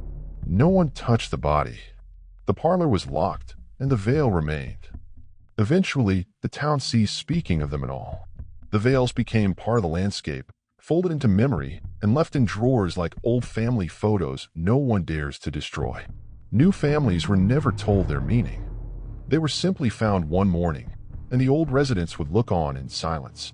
But every few years, a new piece of lace appears. Only one. Left on a doorstep with no prints, no trace, no message. Just a fold, a scent, and the softest impression of a girl's breath saying a name the town refuses to speak. They say if you unfold a veil entirely, edge to edge, the cloth forms a complete silhouette of a child in a dress with no feet, just roots where the ankles should be. And if you look long enough, you might see the orchard reflected in its fabric, and behind the trees, the girl who never truly left, reaching out with hands that carry nothing but memory, and the cloth that binds them all. There was a man named Walter Wainscott who had lived on the very edge of Belridge since before the railroad came, a man who once worked as the night clerk at the telegraph office and was known for his stillness, the kind of man who could sit in a chair for hours without blinking, listening for the sound of a wire crackling miles away. He had no family and never married, and while most believed him to be harmless, others whisper that Walter had seen something once, something in 1889, the year Eleanor vanished, that turned his hair white at the temples and made him shun beds for the rest of his life. He lived in the loft above the old postal depot, keeping candles lit from dusk to dawn, and slept in a straight-back chair facing the single window that overlooked the path toward the Whitgrave orchard. Walter claimed sleep was a betrayal of memory. "If I close my eyes," he once told the Reverend, "she walks right in." What he saw that night was never clearly described. He refused to write it down, and when asked, he would only say, she wasn't walking the way children walk. She was being carried, but nothing had hands. At first, his story was dismissed as the ramblings of a man who'd spent too many nights alone with static and stormlight. But as more stories spread about the orchard, the portrait, the veils, some began to revisit Walter's account with a darker sense of recognition. He described hearing a knock at the depot door after midnight, 3 slow raps that didn't echo right, as though muffled by something too soft, too wrong. When he opened the door, no one was there, but the floor was wet as if someone had stood barefoot on the wood, and a single plum blossom, out of season and strangely intact, lay on the threshold. From that moment on, Walter stopped sleeping. He boarded up the bed in his room and sat each night with a kettle and a rifle, always watching. "She'll come again," he'd say. She wasn't finished. His journals, dozens of them, are filled with meticulous entries, the direction of wind, moon phases, the number of crows seen flying past the depot. But in the margins, always in red ink, were questions he never answered. Is memory a place? If so, who lives there now? And do orchards sleep or dream? And what name did she give them before she forgot her own? One entry, dated precisely 3 years after Eleanor vanished, reads, "She stood outside the window, not looking in, just waiting to be seen. Her mouth was sewn, but her shadow whispered." Walter's condition deteriorated over time. He spoke less, ate only what was brought to him, and refused all visitors unless they arrived before sunset. But despite his isolation, he never missed the town's annual autumn gathering, though he stood at the edge of the crowd, face pale, eyes ringed with the kind of circles that belong to those who haven't closed their eyes in years. Children feared him, and dogs would not go near him. One girl claimed he smelled of lavender and iron, just like the lace left on the doorsteps. The event that finally broke the town's reluctance to believe Walter came one winter morning in 1907, when a group of boys dared each other to throw stones at the orchard fence. As they laughed and ran, one boy tripped and landed hard, splitting his palm on a frost-covered stone. Blood spilled into the grass, and moments later, Walter, who had not left his loft in months, burst from the depot barefoot, shouting, "She's listening. Don't give her your name." The boy, terrified, fled with the others, but his hand never healed properly, and in adulthood, he was said to twitch each time the wind blew from the east. Walter was found later that night sitting perfectly still, eyes open, lips moving silently. He died that way days later, not from hunger or illness, but, as the doctor wrote, from exhaustion the body should not have endured. His death was quiet, but his presence lingered. After he passed, no one wanted to clear the depot. The town finally sent a pair of workers, who removed his journals and candles, but left the chair and window untouched. They swore the seat was warm to the touch, and that the single plum blossom placed in a jar on the sill had not wilted, despite being over 2 decades old. The journals were stored in the church basement, but over time, some of the red-inked margins faded entirely, leaving only the main text behind, as if the questions had never been asked. Yet Reverend Grayson, in his final years, claimed to have dreams where Walter appeared, still seated, still watching, whispering things he could never recall upon waking, except for one line he wrote in his own trembling script. "To witness is to remember, but to remember is to open the door again. The depot still stands." Children dare each other to knock 3 times after dark, and some claim the window flickers with candlelight long after dusk. No one has moved into the loft. No one has touched the chair. And sometimes, when the wind is still and the orchard holds its breath, those who pass by say they feel watched, not by eyes, but by memory itself. Not just Eleanor's, but the town's too. A collective ghost of something they all tried to forget, embodied in the man who never let himself forget, the man who bore witness in silence, with open eyes, and never again allowed sleep to steal her image from his mind. They say the final chapter of Belridge's haunted memory was never meant to be written, but one night, long after most of the town had moved on or pretended to, an unnamed book appeared in the back pew of the church, wrapped in oilskin and tied with a strip of black lace, the same lace that had once covered every doorstep like a creeping memory. No one saw who placed it there, and when Reverend Cole found it during his morning rounds in 1923, he first believed it to be a lost Bible, until he opened it and found the pages blank, every one smooth and untouched except for the last. There, scrawled in faded brown ink that looked like it had been wept onto the page more than written, was a single entry, dated October 16, 1889, the day after Eleanor Whitgrave vanished, and beneath the date were words no one recognized in form or language, yet anyone who read them claimed they understood them deeply, not as a sentence, but as a sensation, like a forgotten lullaby humming just beneath their ribs. The page was signed only with an imprint, not of a name, but of a child's palm in dried plum juice, with a faint spiral carved at the center of the handprint, like something trying to grow. Scholars later called the language prelinguistic mnemonic script, but in Belridge, they called it what it was, a voice that refused silence. Over the following days, Reverend Cole kept the book hidden, unsure of whether it was meant to be shared or buried, but each night the book would return to the pew, no matter where he placed it. Once he locked it in the vestry drawer, and the next morning, it lay open on the altar with a new phrase written in the margins. Each time you close it, she forgets herself again. The Reverend began transcribing what little he could decipher, and in doing so, uncovered entries that weren't there before. Memories too specific to belong to him, yet detailed as if seen firsthand. One page described the scent of Eleanor's hair, how she used to tilt her head toward the sun when she thought no one was looking. Another recounted the moment Clara the doll was buried at the edge of the orchard, stitched with secrets. The most chilling entry was not written in ink, but appeared as indentations, pressed deep into the paper by a finger or nail. The ground holds memory better than the living. You gave her to the roots. Now the roots remember you. Word of the book spread in whispers, and soon townsfolk came to see it not as a text, but as a confessional, one that spoke back. Some reported opening the book to find their own dreams transcribed. Others claimed it flipped to pages containing drawings from their childhood journals, recreated in precise detail. It began to know the town too well, and the town, already heavy with history, grew quieter under its gaze. In time, a decision was made to encase it in glass and bury it in the bell tower foundation, surrounded by salt and hymns. Yet on the first night after its burial, the bell rang 13 times at midnight, despite no wind and no hand near the rope. When unearthed the next morning, the book had moved 3 inches toward the east, and a new entry was written. I hear the prayers, but no one prays for me.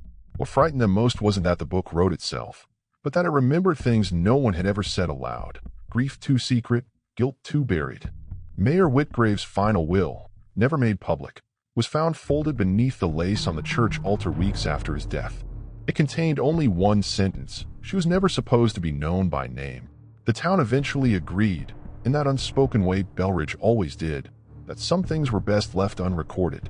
And so the church was closed for 3 weeks, and the book, still unnamed, was placed in a box carved from the wood of the first tree planted in the orchard, sealed with Eleanor's initials burned beneath. A procession walked it silently to the edge of the property where the orchard began to grow wild, the roots having twisted and stretched over time like reaching limbs. There, they buried the box without ceremony, save for one child who, without being told, placed a ribbon from her hair atop the soil and said, "She can borrow my name if hers is too loud." No one corrected her. The air shifted. The wind moved backward, and the orchard sighed. That night, for the first time in years, no one dreamed of Eleanor. The town exhaled. The church bells remained still. The mirrors stopped trembling, and for a while, the black lace did not return. Yet those who lived longest would swear that something was merely waiting, that memory, like soil, does not vanish when buried, only becomes fertile. And every so often, a traveler passing through Belridge will stop at the edge of the orchard and hear a voice not in their ear but in their lungs, telling them a story they never asked for. A story of a girl who vanished before supper. A story of a doll with glass eyes that never blinked. A story of names forgotten on purpose, but still spoken by the trees. They say if you write that story down, if you try to finish it, the last page will never stay empty. Something will always find ink before you do. And when it does, the spiral grows a little deeper. Years passed, and the orchard aged like something that had outlived its purpose yet refused to die. Its branches brittle and unmoving even in wind, its soil dense with memory. Belridge had grown quieter, and the church no longer spoke in veils or bells. But silence in Belridge was never peace. It was always the breath drawn before another whisper. In the spring of 1948, during the reconstruction of the old schoolhouse, workers pried up the warped floorboards to install new joists and found beneath them not dust or mice nests but a pattern, carved into the packed earth with an obsession that defied tools and time. The shape was unmistakable, a spiral deep and precise, wide enough to crawl into but too narrow to turn around in. The air above it was cold. Not the kind of cold made by weather, but the hush of a room that has just been entered by something ancient. The foreman, a man from Bowling Green with no knowledge of Belridge's past, ordered it covered and paved over. Old roots, he muttered, but that night he left town without collecting his pay, and days later he was found sleepwalking along the train tracks toward Belridge, mumbling, she's still spelling her name. A child named Ruthie Blevins, whose family lived closest to the schoolhouse, began sketching spirals in her notebooks, her handwriting gradually changing until it matched Eleanor's known script from a letter once found in the orchard. Ruthie spoke of dreams where a girl with no mouth pointed at the school's blackboard and tapped 3 times, each tap leaving behind a different name, but always the same spiral. Her drawings were taken away. Her mother burned them. They came back, etched into the walls with ash. Then, during a spring thunderstorm, The foundation of the schoolhouse split, not from flood or erosion, but a seam long and deliberate, opening like the pages of a book wanting to be read. Inside, bones were found. Not many, not enough to declare a grave, but enough to form a shape. A child's hand pressed flat into the soil with a small button clutched beneath it. The button matched the coat Eleanor was last seen wearing. The town held its breath, unsure if it had unearthed closure or invitation. That evening, the old church bell rang once. Just once. And then the mirror behind the altar cracked, not from force, but as though touched by a whisper. The spiral beneath the school was not filled, not blessed, not marked. It was simply left as it was, and the school was never rebuilt. Children were taught at home. The field around the site became overgrown. But each spring, one flower always grew in the spiral center, a violet with a stem that curled in a perfect coil, blooming even in frost. Travelers sometimes ask why no one builds there anymore. Locals shrug, then quickly change the subject.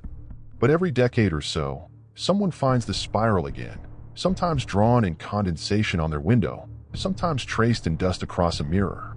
And those who see it too many times begin to forget their middle names. They stop dreaming in color, and they start hearing a knock, 3 soft raps on the floor beneath their bed. Always at midnight, always when the orchard wind is blowing west. The spiral never leads down, they say. It leads inward. In the autumn of 1971, long after most of the townspeople who remembered Eleanor had either died or moved away, the spiral beneath the schoolhouse was uncovered once more, not by men with tools, but by rain and erosion, as if the ground itself was tired of waiting.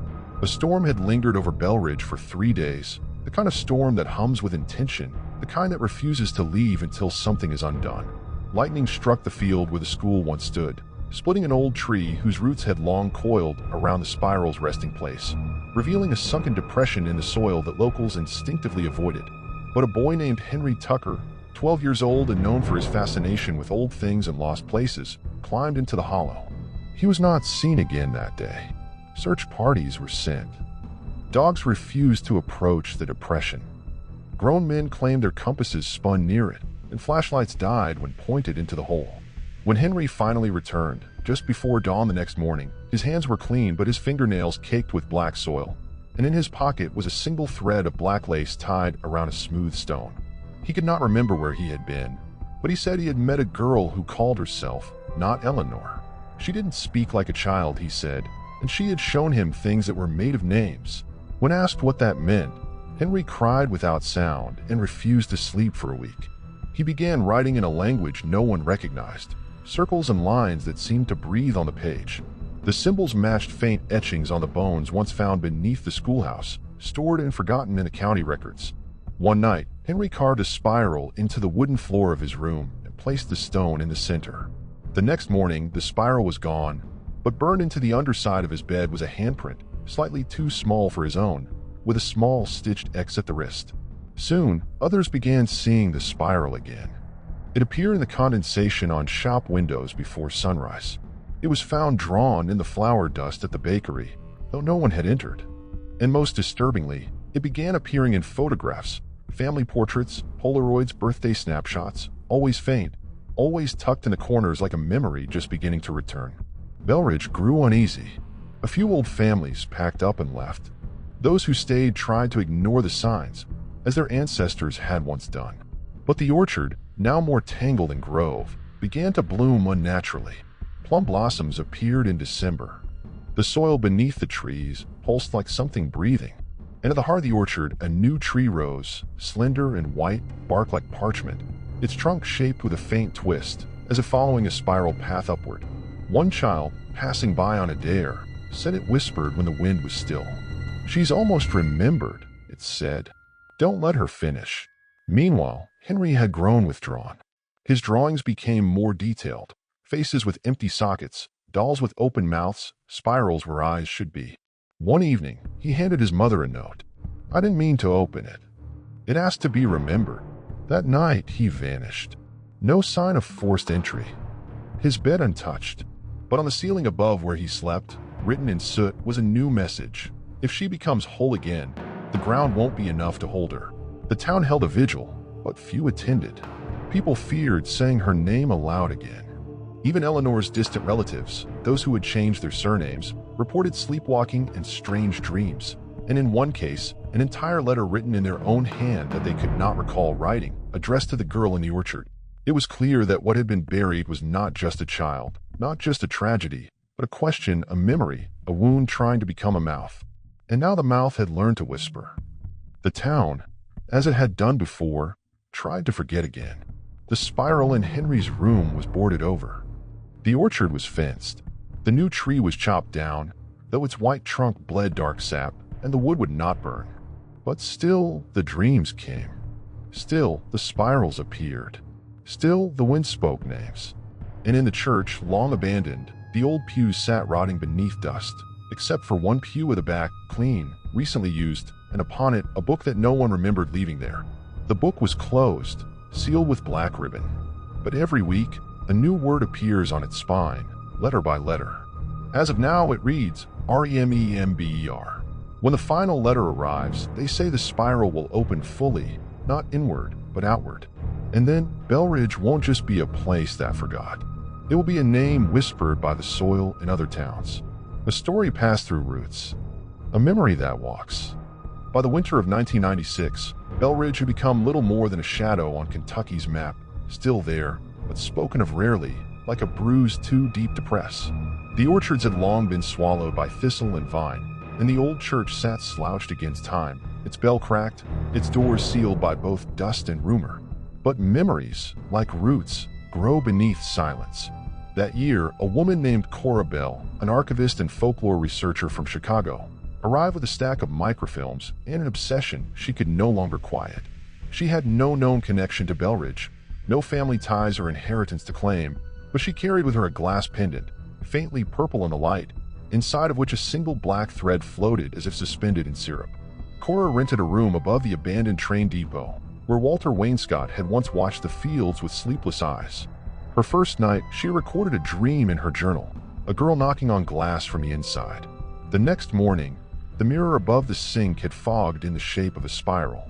Cora cataloged everything, every whisper, every creak of floorboards at 3:11 a.m., every change in her voice recordings where sentences she hadn't spoken appeared in the playback, including one phrase she would hear many times over, she remembers through us now. The townsfolk, those who remained, kept their distance. Some left baskets of lavender and cloves outside her door. One note read, "Don't ask about Eleanor. Ask about what used to wear her." Cora, undeterred, discovered the buried church records hidden behind a wall panel in the old rectory. Inside was a ledger not listed in any inventory, a child's diary, and signed, filled with drawings of trees that bled ink and dolls with roots instead of legs. The last page contained a face with no eyes, but instead, two spirals that seemed to rotate when stared at too long. Cora photographed it. The photograph corrupted the roll. She redrew it from memory. That night, her pendant grew warm. She began to see her own reflection blink out of sync. At first it was subtle, a blink delayed, a smile held too long. Then, one night, her reflection stepped backward while she stood still. From then on, she covered all mirrors. But the glass still whispered. One morning, her journal contained entries she had no memory of writing, passages about Eleanor that weren't just fact, but sensation. The weight of her doll, the ache in her knees after kneeling in prayer for too long, the sound of her mother crying through the walls. Cora wrote, "I'm either remembering her or she is remembering through me." Her notes became darker. She reported changes in her sleep, brief moments of blackness between dreams where she would wake standing, always in front of glass. In one entry, she describes touching the spiral pendant and feeling a pulse. "It's not a charm," she wrote. "It's a lock." What she never told anyone was that she had found the final page of the unwritten book. It appeared between 2 pages of her research notes, curled like something shed. On it, in the same ink as before, were words not written but remembered into being, "The mirror is the door she was given. The spiral is how she knocks." Cora disappeared 2 weeks later. No signs of struggle. Her belongings untouched. Only the pendant remained, placed on the windowsill of the depot, facing the orchard. The spiral inside it had unraveled into a perfect circle. Locals claimed she had been taken. Others whispered she had become the newest chapter. What no one knew was that her camera survived. One roll of film, never developed until years later, revealed a series of photographs. The interior of the church, the orchard in moonlight, her reflection, always her reflection. But in the last frame, the mirror showed two girls, one with a camera and one with eyes like spirals, smiling softly as if finally found. And behind her, written backward on a glass, "Ask who came before Eleanor." Since then, people have stopped trying to document the town's history. The spiral is no longer a symbol, it is a warning. And somewhere, under glass or beneath skin, the girl in the reflection waits, not to be found, but to be finished.